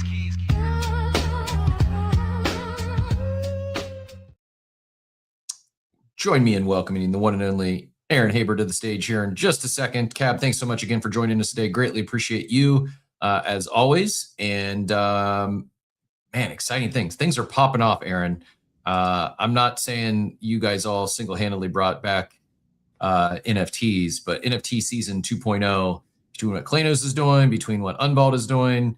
I know you've got a partnership with Simple Farmer and Stonk Brokers, and I know Mac just built on top of the Stonk Brokers ecosystem with his Stonk pick. We will get Mac on the show. I'll share the tab just because I did allude to it earlier, and I mentioned Derp. So for those, I'll pin Mac's post up top for those that want to do the reading. We'll see if we can get Mac on here later this week. Actually, Machiavelli, if you and Alpha Degen are still hosting tomorrow, Mac might be a good guest if he's up for it. Not to put you on the spot, Mac, but might be a good fit for tomorrow. If not, we'll get Mac on here later this week. But Mac's a great guy. I will pin this post up top for anyone who hasn't seen it. Can little deeper as we get into utility of Robinhood Chain and the Stonk Pit and Stonk Brokers and everything they're doing over there. It takes a little bit of understanding, definitely not copy paste. Some new mechanics to say the least. But that said, Aaron, congrats on all the recent activity, all the recent the news. I think the biggest news is probably the Godpool partnership with Betty and team.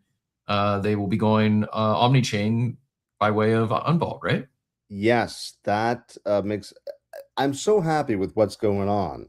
As an old school NFTer, I'm so happy with what's going on now. But first, I have to say, I love Cab, right? Like as a dude, as a founder, as a business person, great guy. I was lucky enough to hang out with him in Las Vegas. There was a big dinner that Maha put on, and I ended up sitting next to Cab and Blake from the team and Andrew. And I mean, I was already a fan of Claynosaurs before that. And oh my gosh, what a fun night. What great conversation. They're really innovative. They've been around a long time. And it's good to see that a collection that launched back in 21, I think, is still they're still experimenting with what it means to be Web3, while at the same time kicking ass and having an Amazon Prime show and the card packs and all of it. I'm a Claynosaur holder, and I just love to see it.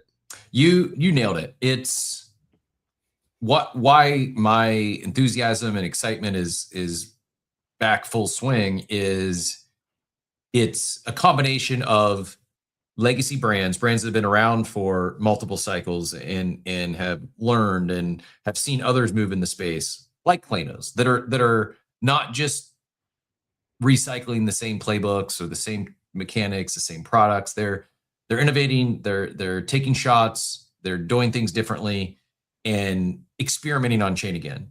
And at the same time, you have newer mints, newer mechanics, newer builders, whether it's Phrase and Satari Must Die or Simple Farmer and Stonkbrokers. It's just the experimentation on chain. It really is broad. It's not everyone here, obviously, but we're seeing it both from and I know all these people probably are quote unquote seasoned vets, but when it comes to projects per se, when it comes to crypto native brands, we're seeing it from OG brands like Klanos, as well as startup brands like Stonkbrokers and Satari Must Die. And I don't think it's a coincidence as to why they're seeing positive price action. I think it's because they're experimenting on chains. They're doing new stuff. They're keeping their community engaged. It's giving their community something to talk about, get excited about. And not to bury the lead, but with Godpool, I saw Betty in particular got attacked a little bit. They got a little FUD, and I think primarily what I saw was people who didn't get it on the allow list and were decided to FUD something that they couldn't mint. It wasn't just that. It wasn't here. Let me say this: when we started on, first of all, I've been a fan of Betty and Syke since day one. They are great builders. Syke's a great artist. Betty is a staunch supporter of creators, not just her own collection. She's always putting herself out there, to talk about what's right. I've done the same thing, but I don't have the microphone that Betty has, right? And so when we started on Vault, a lot of the thought that Ernest and I had, especially me, was what would Betty do here? What should we do? It's one of the reasons why we're royalty forward, but that we're also thinking about the community in sharing in those royalties in one way or another. So if you come at Betty, come at me first. Like I'd take a bullet for Betty in this space. And let me say that it reminds me of, I come from the comedy space, right? Now I'm not old enough to have been around when Steve Martin was around, but I know my history. Okay. When Steve Martin came out and he was so innovative and he was so different, all the old school comics that were about to be left behind and couldn't hack it, they came for him. This isn't how you do comedy. This isn't what you're supposed to do. And so when people innovate in the space, you have two choices. If you're a builder or even if you're a holder, you can embrace the innovation, which we all should here, because this is an innovative space and technology and marketplace, or you can cling to the thing that and you can get left behind. Okay, so for everybody out there who's fudding, and I've read a lot of it, and Betty's too classy, but I'll say it was bullshit. A lot of it was absolute bullshit. Oh, the supply, and you put another collection, and the royalties. Knowing what I know, it's all bullshit. And you can either come aboard and experiment, or you can get left behind. Now, listen, if you don't like the collection, that's one thing. If you don't want to buy it, that's completely okay. But flapping your gums on the timeline, anonymously, I'm not a fan. Yeah. I'm trying to choose my words carefully here. Part of it is like, well, I mean, I didn't choose my words carefully. Cap and the Klano team just sold $750,000 of digital assets. Yes. I didn't see a single person fudding that.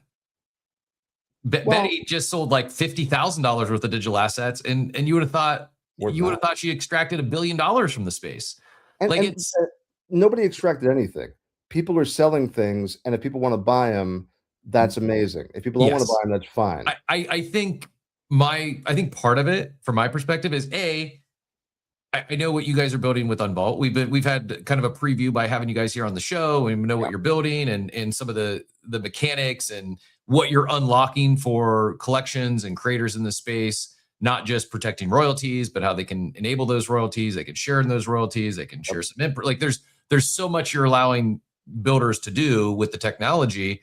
And once I saw the Godpool partnership with Unvault, I'm like, oh, well, this is this is some foreshadowing. Like no expectations, but I think a lot of the FUD was, oh, this is just another PFP collection. And it's very clearly not just another PFP collection to me. There's definitely, now, will it resonate with everyone? Maybe, maybe not. But there's more to come on this.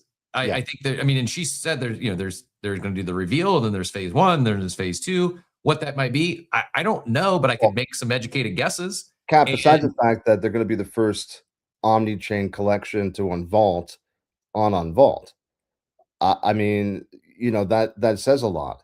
They're going to be on. So if you own a Godpull NFT, soon you're going to have a Godpull NFT, not just on ETH mainnet, but on Robinhood, on Solana, on Base, Abstract, Polygon, Binance Smart Chain, and Ape Chain.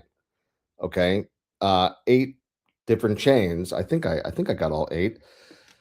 It's a big deal. I'm really, really jazzed that we are working with Betty, and I'm grateful to Betty and Psych too, because look, I mean, they announced Unvault. Ernest and I have been working on this for almost 2 years, and all of a sudden people start showing up. I mean, I'm very grateful to Betty. I'd like to say, oh, I'm the most popular guy, everybody always follows what I say, but Betty brings the heat, and we appreciate it. And we have a lot. I mean, I can't literally. Psych was like, before MySpace yesterday, he was like, "Don't say anything," and I'm like, "I know, I won't. I promise." And I can't say anything here. What I can say is that we're partners. I can also give Betty credit for OmniChain. We were using multi-chain before, and she said, Unvault is our OmniChain partner. I mean, by the way, we're the only OmniChain partners solution. But I was like, oh, but that's not a word that we use. And I said, oh, that's a much better word. So now we use it too. Now we're, the company that can bring your collection, whether it's a new mint or whether it's an existing collection, OmniChain everywhere. No wrapping. The only wrapping is in your intro. To us, which is amazing. But there's no wrapping, no burning, no burn and replace, no migrating, nothing. Only one NFT is active at any given time, and you just vault it on the one chain, and you unvault it on the other. And I cannot wait for Godpull's unvaulting day. It is not just going to be a thing that we do, it's going to be a celebration, it's going to be an event. And I hope everybody comes to see how it works and what happens. I do want to say one thing, by the way. I not only agree with what Cab says about the supply, but you remember the broker, right? Do you remember the broker? The broker. Okay, you don't remember the broker. 700-year-old man who collects things like NFTs. Anyway, when STK minted on Ape Chain, all right. Second biggest grossing collection minted on Ape Chain, by the way, and that was me and Ernest helping out the founders John Dark and John Winchell. I love John Winchell's art. We're still involved with STK, by the way. We only minted like 60% of the supply, which was nuts, for what the collection was. It was 55.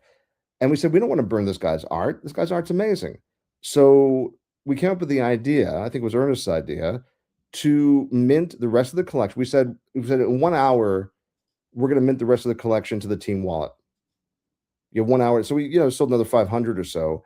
And the rest of them went to the broker. The broker kept them. The broker never lists them, never going to drop them on the floor. He's been holding for almost 2 years. And people said, oh, you're going to drop them to the holders. Nope.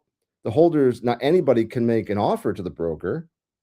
And the broker doesn't sell for under the highest trade floor price.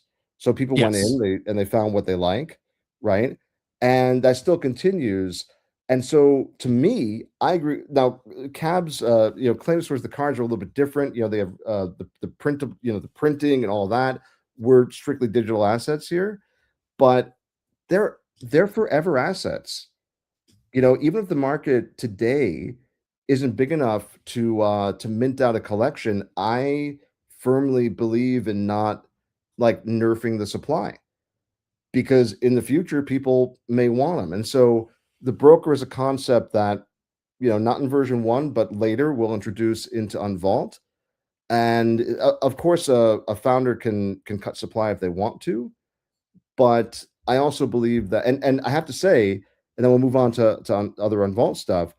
The broker generated tens of thousands of dollars in revenue for the collection, for STK, which helped to fund the collection. And things that would have been burned were sold for 10, 20 times the mint price. And that wasn't us putting it out there at that price. That was people offering that price to buy those pieces. So I do absolutely believe in that philosophy. So can we just run through, because I think people yes have forgotten. And do you mind, I saw you invoked Cab and it invoked a hand. Do you mind taking a quick question from Cab and then we'll continue on with I love talking to Cab. Cab, the mic's yours. Well, okay, so I'm not going to eat up too much air, but I just wanted to chime in on. I understand there's a parallel with like we managed to sell like 83K's worth of supply for cards. One thing, and I'm going to pick my words carefully. The mechanics on the mints are really different. I think the God pull mechanics are pretty damn cool. That said, one of the best advice I've gotten in this space from an advisor I talk to all the time that's been here for, my God, like since the advent of NFTs is just because you don't like the landscape you're operating in doesn't mean it's not your truth. Which means sometimes you got to play the game and you have to accept that change comes incrementally and you're not going to change the world overnight. Or people's habits. And the reality is like in Web3, oftentimes people expect the asset to come for free. It's better today. Now people buy a collectible, they sort of understand, okay, I don't have to price ARB 100%, but I do need to feel like there's a trade, whether it comes with TGE, whatever.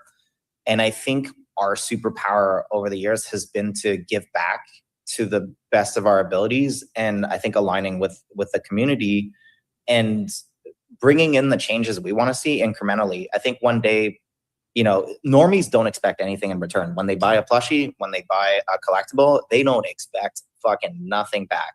But in Web3, a lot of people do, and so we appreciate that, and we want to make sure that like we see that, and over time, a product will be a product.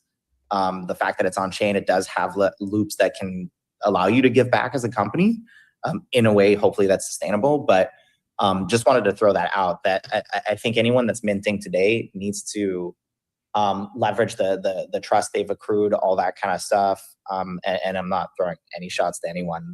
It's just my experience as a founder is no matter how good you are, no matter how great your intentions are, no matter how fun you want to make the experience, you're always going to get those question marks of what's in it for me, coming from holders and people that are like, well, it didn't pay it for itself. And for any business that's trying to start, a startup, the fact that someone's asking, what I bought has not paid for itself. And you're like, dude, it's not a $0 asset. You can still sell the collectible. So even if you paid $100 for it and you sell it for $80, I mean, that's by any Pokemon standards, that's an absolute win, right? So some things to consider, but you're always, as a founder, you're always going to walk on eggshells. And I think what's great about how Betty's handled it is she can take it, and it's a really tough thing. Like I'll be the first to say that it's even when you're winning, so oftentimes you don't feel like you're winning in the space. So it's tough. It's tough. Yeah, tough, and even when you're winning, there's likely nearly impossible to make everyone happy. I'm sure even you guys with your packs, you probably had some people who were upset. Some people were like, oh, why didn't I get 100%. 10 free packs because I hold a Kleino? Like, I'm sure you had some people that had different expectations, and in this 100%. And the best you can do is just, to the best of your ability, do right by the majority of the holders. And if you can outweigh the positivity with the negativity, then the positive ambassadors are going to drown out the bad noise. And over time, you have a shift in habits. Speaking of shift in habits, one of the things we're shifting habits is understanding that royalties are not gone. Royalties very much still exist. I know Klanos knows this. I know Aaron knows this, and Unvault is helping a lot more people understand and realize this. Aaron, what else? What else do we need to know? It's been a few weeks. What else? I think it's going to be a busy upcoming few weeks for you guys as well. Well, other than the Godpool partnership, what else do we need to know about Unvault? Well, I've got 2 words in response to what Cab said. Hear, hear. That's it. Can't improve upon it. Can only agree with it. And once again, I want to send my love Cab's way and Claynosaur's way. To me, they are the best example of a company that can exist in Web 2 and Web 3, still innovate in Web 3, and always think about their holders. I love Claynosaurs. That's all I can say. You're here. So with Unvault, yes, we're partners with Godpool, and that's very exciting. What people may not know is that we're also 50% owners of Clutch Markets with Simple Farmer. How many Stonkburgers you got? Well, I have one. Because how many does Unvault have any? Is there any beyond your own personal bags? Is there any any fun Stonkbroker collaborations we might expect from Unvault in the future? Well, I mean, sure. I mean, the conversation is going on now about whether Stonkbrokers should be an omni-chain collection, because once you move it, you would lose the activation. So are there still benefits to having it be omni-chain, etc.? But everything that Clutch Markets is doing, Unvault is doing, right? Now, we can't take credit for really anything, because that's all Simple Farmer, the mad genius. Stonkbrokers, 100% his. And I'll tell you, the first time I became aware of Simple Farmer was when he was minting Clutch Puppies. And, he did not sell out right away. And people were like, burn the supply. And I don't remember what space I heard him on. Maybe it was yours. And they said, well, what happens if you don't mint out? He said, if we don't mint out by, I forgot what the date was, but he gave a date, we're going to double the mint price. And I said, this guy gets it, right? Like, that's the exact right thing to say. And then fast forward a few months later, we're hanging out at Ape Fest talking. Fast forward about a month after that, Ernest and I are on Vault are 50% partners in Clutch Markets. So I don't always understand what Farmer's talking about, because I'm more of an NFT guy than a DeFi guy. But my goodness, look at what he is doing. We're very proud to be partners with him.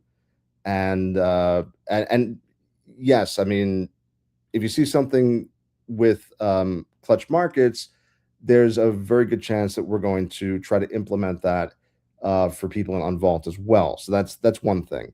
The partnership with Betty and Psych and Godpool is going to be so fun. I can't talk about anything. That's their project to announce, but knowing what I know, I'm really excited, and it's really fun. We are also, I mean, there's a bunch of collections that are going to be going omni-chain. There's also, people might not know, we have an omni-chain launchpad, meaning that a collection can mint onto 8 chains, including Robinhood, including Solana, including ETH mainnet at the same time. But, by the way, can I interject real quick? Yeah. And give you some flowers, not just because you're on the show, not just because this is a sponsored segment, but truly, I haven't heard anyone say it yet. And like, flowers for being early to Robinhood Chain. Like, you guys were pre-launch partnered with Robinhood Chain. We knew Robinhood. I think I actually might have gotten announced or leaked anyways on this show for the first time months ago. And I think people were, it's just another chain. Very clearly not just another chain. And I don't know how you made that happen or how you got, that to go pre-launch, but yeah, nice, good foresight there. Well done. And excited to see. I love taking credit, but I can't take credit for that. That's all Simple Farmer. He launched Stonkbrokers as a test collection on Robinhood's testnet months before they launched. I mean, we get advice from one of the most innovative guys in the space as our partner. And so when he told us about Robinhood Chain, we said to our devs, we need to add Robinhood Chain. So I'd love to take credit for it. I mean, we certainly made it happen, but as being advised by Simple Farmer. But It's thank awesome, you. man. No, I So- mean it's awesome on many reasons. I could have probably connected those dots. I didn't even think about that, but I mean it's actually perfect when you talk about like, oh, why would I want to mint Omnichain? Why does it matter? Well, you don't have to choose. Like for some people, if it's just a pure art play, we were talking earlier this morning in a chat, like, hey, if it's just art, I don't know, put it on mainnet. If you're going to build any utility or do anything with it, and by the way, you could also take just art multi-chain as well, but you don't have to choose. Like, oh, should I go on ApeChain? Should I go on mainnet? Should I go on Robinhood chain? Well, for the reasons. Now there are some things, like you said, if there's some utility tied to Robinhood chain, like Stockbrokers, maybe it doesn't make sense for them to go omni-chain. But if it's simply to tap into the communities, the user base, the liquidity. Well, I still do think that it makes sense for stockbrokers to go omni-chain. I'm just saying this because I don't want people to freak out thinking that it's going to go omni-chain, and that's going to be a Simple Farmer decision. We're leaving it 100% up to him. I personally think that every collection should go omni-chain, even if it's just art, because you're leaving out thousands of collectors if you don't. Why wouldn't you want the collectors on Solana to be able to buy your NFTs? Why wouldn't you want the new collectors on Robinhood or the people hanging out on Base or ApeChain? Let them all into it. It's what your one collection, right? When Godpull goes omni-chain, there's still Godpull. When you come to unvault.com, by the way, we're an NFT trading platform, okay? And it's a really nice trading platform. You're going to see the collection as a unified view, patent pending, by the way. You're going to see the whole collection like you would on OpenSea anywhere else. It's just in the top right corner, you're going to see a little square that says what chain it's currently on. So if you search for Godpull by rarity, you'll still get the whole collection rarity, but some of them are going to be on different chains. And guess what? If you're a Solana maxi, you can buy, even if it's on ETH, you can buy it with Sol and then have it delivered to your Sol wallet on Solana, even though it was on ETH. You can pay with any currency and have any NFT from an unvaulted collection delivered to any wallet you want on any chain. Okay. In addition to that, if you are holding those collections, they may offer a divot, is what we call it, which means that they're going to put aside a percentage of royalties. And if you do certain things, and I don't mean if you like spam messages on X, I mean like if you hold, if you sell, if you move to a certain chain, then you're going to be able to get a percentage of that pool of the divot. If you mint, now you asked me what's coming up. We have a collection called Genesis Bugs, which, by the way, I've never gotten so many DMs from alpha groups, from collab managers in my life than yesterday. Everybody wants Genesis Bugs. The reason why is because it's our rewards NFT for Unvault. It's a free mint. Why is it free? I don't like free mints. I'm not gonna say I don't like free mints, but I would rather charge for it. We can't. Legally, we're not allowed to charge for it because it's a rewards program, right? You get a bug. By the way, the art is done by Molly, Red Goat Queen, who does a lot of work for Quirkies. And the art's, I think it's really great. It's really cute. It's a 6551. So for anybody that doesn't know ERC 6551, the NFT basically has a wallet inside of it, and you can store anything you want to, crypto, NFTs, etc. When you have a Genesis bug or a bug in your wallet, when you mint on our launchpad, the collections are going to give you a minter's bonus. And do you know why, Cap? Because without the minters, the collections don't exist. They're just imaginary things hanging out in a contract. So the minters deserve credit too. So you get dropped an NFT with the minter's bonus attached to it. It's token bound into your bug, and you can get rewards from those collections, potentially ongoing.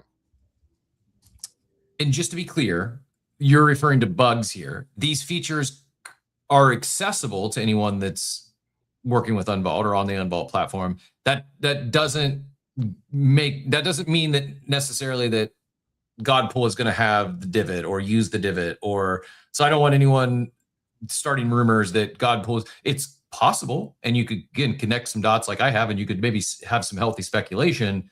But these are features of Unvault that the team, the founders, they can choose which ones they want to utilize or not, right? Of course. I'm not going to say Godpool is using the divot, and I'm not going to say Godpool is not using the divot, because that is their announcement to make. But yes, of course, any collection that comes over to Unvault, they can go omni-chain. They can pick whatever chains they want. If they hate Robinhood, they don't have to go to Robinhood. I don't know why they wouldn't, but they don't have to. If they want to use the divot, they can use the divot. New collections that are minting, they can give a minter's bonus. They can not give a minter's bonus. I don't know why you wouldn't want like 5,000 rabid minters trying to mint out your collection. But, you know, if you don't want to, then that's up to you. Everything we have, you can choose a la carte if you like. So quickly, Jay asks, does this mean in the future we could have a 10K collection where I can mint on multiple chains, 2,500 on Robinhood, 2,000 on ETH, 1,500 on Ape, etc., all subtracting from the initial 10K? It's not like that. It's even simpler. Like I know in the past, and it's a good question, Jay. I know in the past people have been like, we're going to do multi-chain. We're going to mint 1,000 over here on this chain, 1,000 over here on this chain. What we do is the collection is the collection, right? If the first person comes and they're on Solana and they want to mint, they'll choose Solana and they'll pay in Sol, and then it'll be delivered to them on Solana. If the second person wants ETH mainnet, then they can pay in ETH, or they can pay whatever they want to, and it'll be delivered to them on ETH. Now, we do have an origin chain. Excuse me. We do have an origin chain, and right now we're definitely thinking. And the origin chain can change. Like the minting collection can choose what they want. The Ape Chain team wants us to be on Ape Chain. I love the Ape Chain team, Spencer and Lost and everybody's Fend. And so they have told us that they'll subsidize gas for mints, which is really cool of them. And so we are likely to launch Bugs, for instance. It'll come from Ape Chain, but when you're minting, you can have it go to any chain you want. So we don't have to designate a certain number per chain. That's going to be up to the minters. And then what does it look like? Do they have to move it from chain to chain? If they want to, let's say they want to access some utility, they mint it on Robinhood chain, and they want to access some utility that's only on Ape Chain, they have to transfer their NFT? Well, we can say move or transfer, but that's not technically what's going on. I don't want to get too much into the sausage, but you have the asset on every chain, on all 8 chains. Okay. If you want to switch from, let's say, ETH mainnet to Sol for a utility, maybe Solana chain is offering you Sol to go over and switch. Who knows, right? So you would go to Unvault.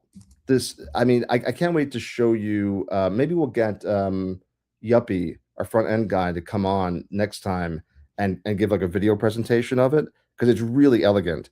You basically look in your holdings of unvaulted NFTs, just like you'd be looking at, you know, your stuff on OpenSea, and you'd pick the NFTs you want to unvault, and you click them, you do a wallet transaction, and you say, I want to move it from Ethereum to Solana, and it just says, you want to do this? It goes, yeah, and then boop boop boop, it does it, and the only thing that you see changed is in that little up top right.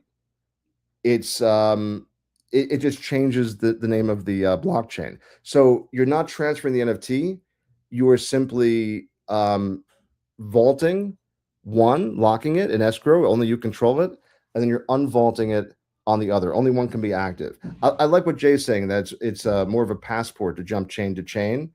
Yeah, and everybody can say whatever they want to. It's certainly easier to say moving from chain to chain. Your NFTs stay on the same chain. You're just able to access the ones on the other chain. Makes sense. Yeah, I just want to chime in here because I've seen the platform and they took us through it, and it's not a, you know, it's a very scary word to say move or bridge. It's not moving. It's not a bridge. You know, it's more or less of an echo. The same way like Kayak can echo, you know, airline tickets. And the reason that's really important, at least for collectors, is everybody knows that a bridge, usually like when you bridge to another chain, you're basically taking the card, you're ripping it, and you're reprinting it elsewhere. It's not the original collectible. What's really cool about what the Unvault team is doing is they're very collector forward. So it's not that at all. It's just like going like US, Canadian dollars, whatever currency you want to go to, and they're all listed in the same place. And they've got like Echo versions in other marketplaces. And when you list on ETH from Solana, for example, then it just delists the Solana version, so it can't show up as listed, but it's still the original piece. And as Cab said when we talked to him, we need to push the fact that we are creator first, right? Collector first. And what Cab was saying is right. You can bring your collectible anywhere you want and do anything you want with it, as opposed to it being locked on one chain. And when I said that we had a list, a wish list when we first started, Betty and Deadfellas was on it, and not gonna lie, Cab and Claynosaurs were on it. So it was an honor to be able to pitch the Claynos team. It's awesome. Good stuff. 10 minutes after the top of the hour here, I saw Mac joined us on stage. I know you, Aaron, you got Unvault has another space tomorrow. Is that right? We have a space. Yes, we have a space tomorrow at 11 a.m. Pacific time. And then I'm going to be joining Betty Syke, Von Doom, and right. oh my gosh, and Josh on their space for the reveal. But let me just say, if I can offer your listeners a little perk, the Genesis Bugs Mint is a free mint, and our clients, basically the collections that have signed up, they're going to get an allocation and mint first. Nice. Let me offer to your listeners, if they follow Unvault and they send their wallet in, we will also put you on the mint first list. Hey. Because you're our partner as well, Cap. Love to hear it. Unvault account is on stage. For those of you in the audio space, go give that Unvault account a follow right now. Shoot him a DM. Give him your wallet. It's free. You got nothing to lose. There's never any obligation to buy anything or mint anything, but please take advantage of the free things we talk about here on the show, like Stonk Brokers, which we all talked about a few weeks ago. It's now 3 ETH floor that maybe you couldn't have minted it for free if you were late, but you could have bought one for like $30 and turned it into $5,000. So I'm not saying bugs are going to rip up to $5,000, but it's a free roll. Why not give the Unvault account a follow and shoot him a DM? Also, Aaron, if you're looking for another analogy, Yeah. Jay says it's also like a park hopper pass for Disney. Jay and I need to become friends because he's saying all the things. Like, I always get the park hopper, and when I was living in LA, I had the season pass. I'm a huge Disney guy, so I get that. I live that. And I also want to say I was really, really proud yesterday because, Stonk Brokers was ripping, but then also when we announced Godpull and First Class Frenchies, which is going to be the first official mint, Omnichain mint on our platform, when they started talking about Unvault, their First Class Frenchie mint passes that they have out now, like, skyrocketed. Nice. And so that's nice to see.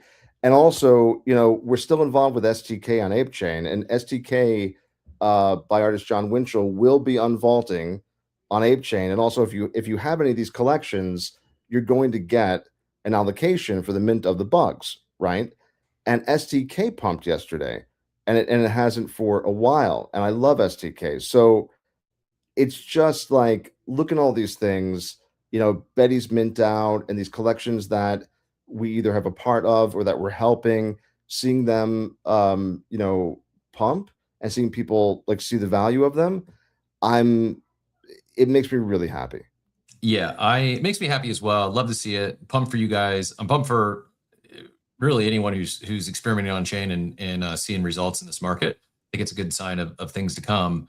Speaking of, Aaron, I'm going to come back to you for any final thoughts on Unvault or any closing words. I want to hit on a couple other items real quick, and I do want to get Uncle Mac in here. I know that's a 1 degree separation by way of your stockbroker, your Clutch Markets partnership. We love it. Before I go to Mac, though, just circling back briefly to the Klanos conversation we were having earlier, that Tate Thang post I was talking about, Sergito just commented. I think this is pretty worth calling attention to. Only 300 people have seen it so far. He says, I think what's very interesting is how the sale implies a $30 million market cap for the token. A very smart execution by the team here as a pre-sale of sorts. Yeah, I agree. I think it's a really well executed pre-sale. They're not calling it that. I'm calling it that. Sergito's calling it that. I do think this is, we talk about experimenting on chain, doing things differently. Like if they said, oh, we're doing a pre-sale for Hibu, I may or may not have been in. Where instead, yesterday, as the day was ending, I went and bought another 10 packs because I don't know. It was new, it was innovative, it was different. And versus giving a pre-sale, you're buying in at $30 million. They didn't say that, but you can work the math backwards, and I think there's definitely something there.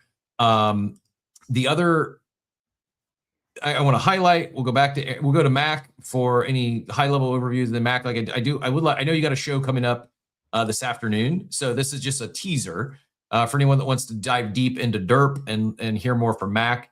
I pinned it up top. I'm showing it here on screen. There's a What the Derp, the Stonk Pit goes live at 3 p.m. today. You can join that space. There's a 9 out of 10 chance I'll be active mining in this space. Ika says, took 1 day for someone to launch a mining game with a floor backing. Says your Stonk brokers and Pit Boys dig for Derp. Brokers on the Green ETH floor, Pit Boys on the Blue Ape floor. The browser does the actual work. Real mining, not staking. Token prints when you hit the fees you pay to build a floor price you can always sell into, and the floor only goes up. Everything runs on chain. Nobody holds an off switch. This takes a couple of minutes and sets you up the right way. And he was reposting his own post about some thoughts for the next Bitcoin fork. And then also Ripe just shared, congratulations Stockbroker for breaking through the $20 million market cap milestone. At the same time, the first coin, Derp, incubated in the Launchpad, surged to a $7 million market cap. Everything is just getting started. The Launchpad, and he goes on. I'll pin this up top as well. But Uncle Mac, I know I'm not doing it justice. Thank you so much for joining us impromptu. We'll have to have you back for a more of a proper interview. But and please do join Mac Space at 3:00 today. What else can you tell us? What did I miss in regards to like the overview of the Stonk Pit and Derp? When you say it's built, when I said it's built in the Stockbrokers ecosystem, what does that even mean? Like, how is Derp? Did you just launch on their Launchpad? Is there a bigger tie-in? What else do we need to know? That's kind of I guess a setup for teasing people wanting more information to come join you at 3 today. Hey, GM Burton. Thanks again for joining us. Thanks for having me. You posed like 20 questions. I was like, oh, okay, I'll answer that, and then you're like, so let's kind of like we'll roll it back a little bit. Yeah. So the integration with Simple Farmer and Clutch Markets is that I built some hopefully incredibly clever nonsense based on all of my knowledge of mining and hashing and server authorities and on-chain and like all of the things that, amalgamate to make something. And I'll try not to go on too long as well, because I know this is your show. You got guests up here that have come up here for a purpose. So in the main show, yeah, later today, I'll talk about like the whole process of it. But yeah, it's real SHA-256 mining in browser. And the goal of it is not just to be a coin, not just to be something that you click buttons and get the coin of, which I've done before and did before Bitcoin, just saying. But it's also meant to be a source of entropy. And entropy is this sort of like scientific word. It's the scientific measure of everything tending towards disorder and decay. And so what mining does as a byproduct is create this entropy as people's browsers mine SHA-256 hashes and submit them to be valid proofs or not submit them to be valid proofs because they can miss out on windows. It generates these long strings of numbers, and then you can smush them together and create something that is if not random, because I don't like to call it true VRNG. It's not true VRNG, but certainly so disordered that you don't know the next number that's coming up. So that's probably like the best way of putting it. And then selling that service on chain to back the price of the token, so that you create like a cyclical economy. People run the miners just like people run miners in Bitcoin. That supports the network. The network does network things, which is provide blocks. And then on top of that, I've added in this extra little nugget of entropy. And that is because Robinhood has no entropy, has no disorder. Everything on their chain is designed to be as, I can't even remember the word, predictable as possible. And obviously they want that. They're a chain that's doing stocks. They want to know exactly what's happening when, and that also allows you to run a really speedy chain. So they have no VRNG. Chainlink, nobody like that has deployed any of their things on there. And so this is the, like, in my opinion, the top tier, like, second option, but also it's clever and innovative and does a bunch of cool stuff as well. So it's doing its own thing and also tagging on with a thing that doesn't exist on Robinhood. I love it, man. Well, thank you again for experimenting on chain, bringing back experimentation on chain. And it's, I think partially why I am so excited about stockbrokers isn't just the RWAs and emerging stocks. It's this sort of stuff, as it's inspiring a community of builders and building on top of and building in the ecosystem. And Aaron and Unvault are doing similar things there. It's like, what this is so far away from, oh, it's another copy pasta 10K PFP collection of some animals. Like, yeah, nothing wrong with just art, but this is technology that is programmable. It's composable. You can build on top of it. It's permissionless. Like, you can build on on top of someone else's project. And we hit this law for seemingly, like, it felt like years. It wasn't the bear market price. It was just the bear market, like, we weren't seeing much new stuff. It was just the same stuff again and again. It's like, it's kind of the definition of insanity. Expect different results. Whereas now it's a little heady. It's a little nerdier. Maybe you've never mined before. It could seem maybe intimidating. For those that you think, oh, I don't even know where to get started, tune into Backspace at 3:00 today. I think you'll find it's probably not nearly as difficult to understand once you do it, once you click some buttons. And you can go click some buttons without putting significant capital at risk. You're not risking your stockbroker. Like, and you never know, you might click some buttons on the Stonk Pit and learn something new about on-chain mechanics, about on-chain things you can do on-chain, and maybe it inspires your next idea or something in the future. Like, this is what got me so excited about NFTs, is seemingly there was something new. Like, for a while, it seemed like every day there was something new and innovative, and someone trying to break something or experiment on chain or merge the physical and digital realm. And it really does feel like we're heading back into a second season of that. And yeah, so thank you on behalf of the space at large for experimenting and leaning into this momentum. Like, clearly there's, a community that's built up with stockbrokers. Clearly Robinhood chain is popping off, and being not just an active participant, but an active builder and building with these other ecosystems, as opposed to, I was joking earlier about the PvP nature of the space. Like, yeah, you can have fun and create some friendly rivalries, but at the same time, like, collaboration can be powerful here, and often beneficial for multiple parties. A true 1 + 1 = 3 analogy, and I think this very well could be onto something here like this with Stonk Pit and Mindboy. Mac, any other final thoughts, closing words for now? And we'll, like I said, those that can will tune in at 3. We'll attempt to get you scheduled for an actual proper full sit down interview here in the future. But before I go back to Aaron for any final words, anything that you were hoping to hit on with this audience that we didn't get a chance to talk about yet? I should have thought of that before I came up. No worries. I'll just go for the main ones. There is no mining activated right now. Both the contracts are paused. Nobody can mine.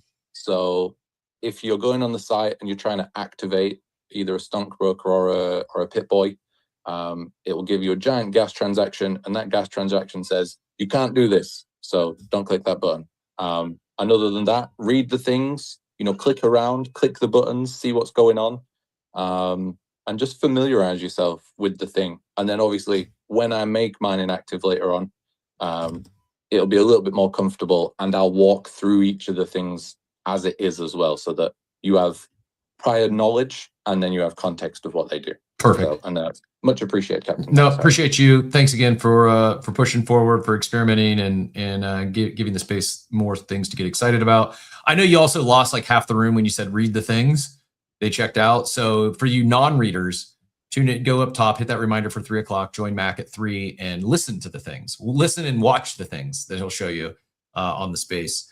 Aaron, we're gonna go back to you. Any exciting times? I think you probably sense the excitement and the enthusiasm in my voice as things are really heating up, and it has nothing to do with ETH being up like 1% on the day or majors being okay. It really is this activity and the builders like yourself that are giving us new things to be excited about.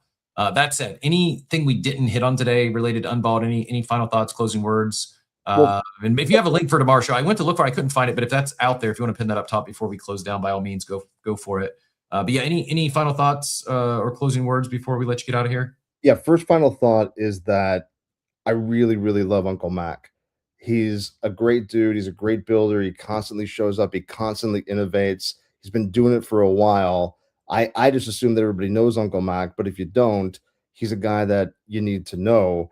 And but by the way, it's Uncle Mac, not Machiavelli, just to be clear. You don't need to know Machiavelli. He'll get to know you. Uncle Mac, you need to get to know. I kid, it's a joke, everyone. Yeah, Machiavelli will definitely get to know you, and he's a good guy too. But Uncle Mac happens to be the artist for First Class Frenchies, which is going to be the first Omni chain mint on Unvault. So there's all kinds of different entanglements going on in the space. So he's a Renaissance man because he's also a fantastic artist.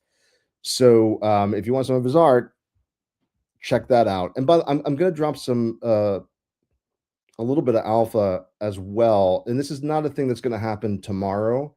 It's a thing that'll happen, when we're launched with Unvault and we move on to step 2. But, Unvault does own Bulls on the Block, that historic NFT collection that people may or may not know. And we will be utilizing Clutch Markets Anvil. Nice. And there will be an AMM for Bulls on the Block. So I can't give you a date as to when, but that's a thing. And they'll also have an allocation for the Genesis Bugs Mint. So we are really excited for what's coming up with Godpull. We're really excited to launch the whole platform. We're very excited to get people their bugs so that when they come back and mint on our platform, they can get those rewards.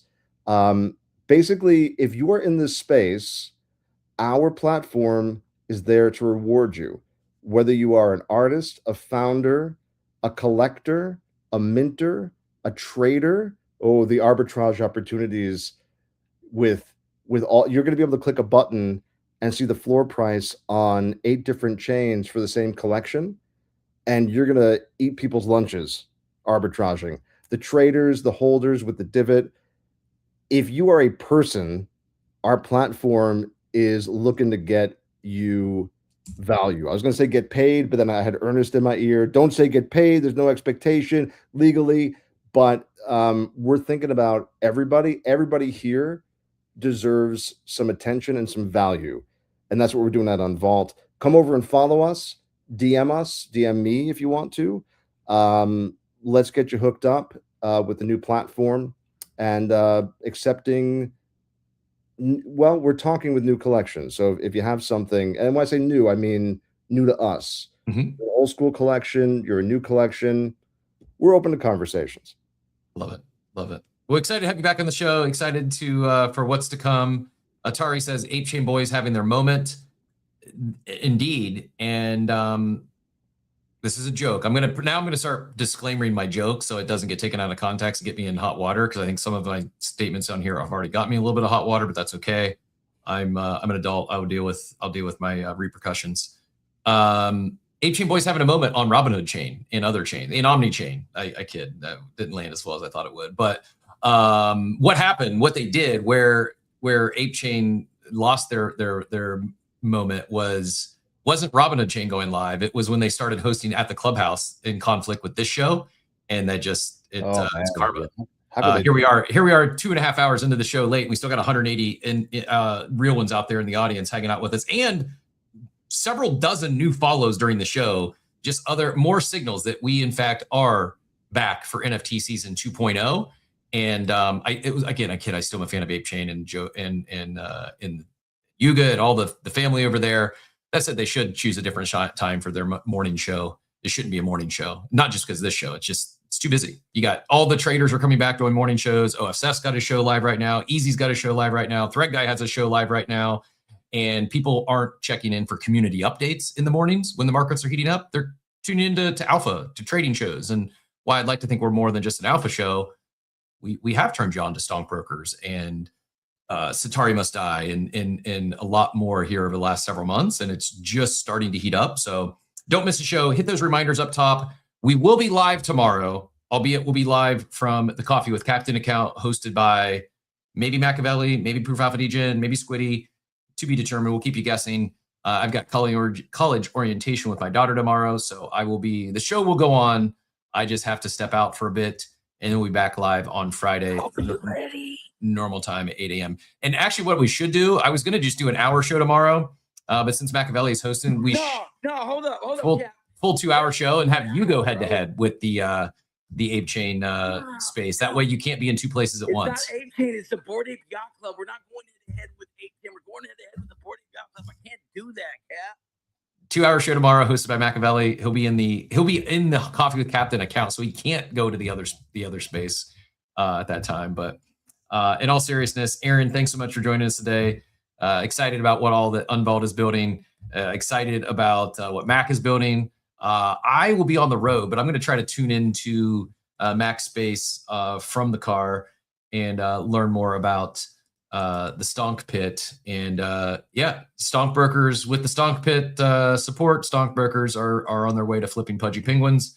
I'm not saying that, but you might have heard it here first. And again, just having some fun. But until tomorrow, or for me, until Friday morning, I hope you all have a wonderful day, everyone, and we'll see you soon.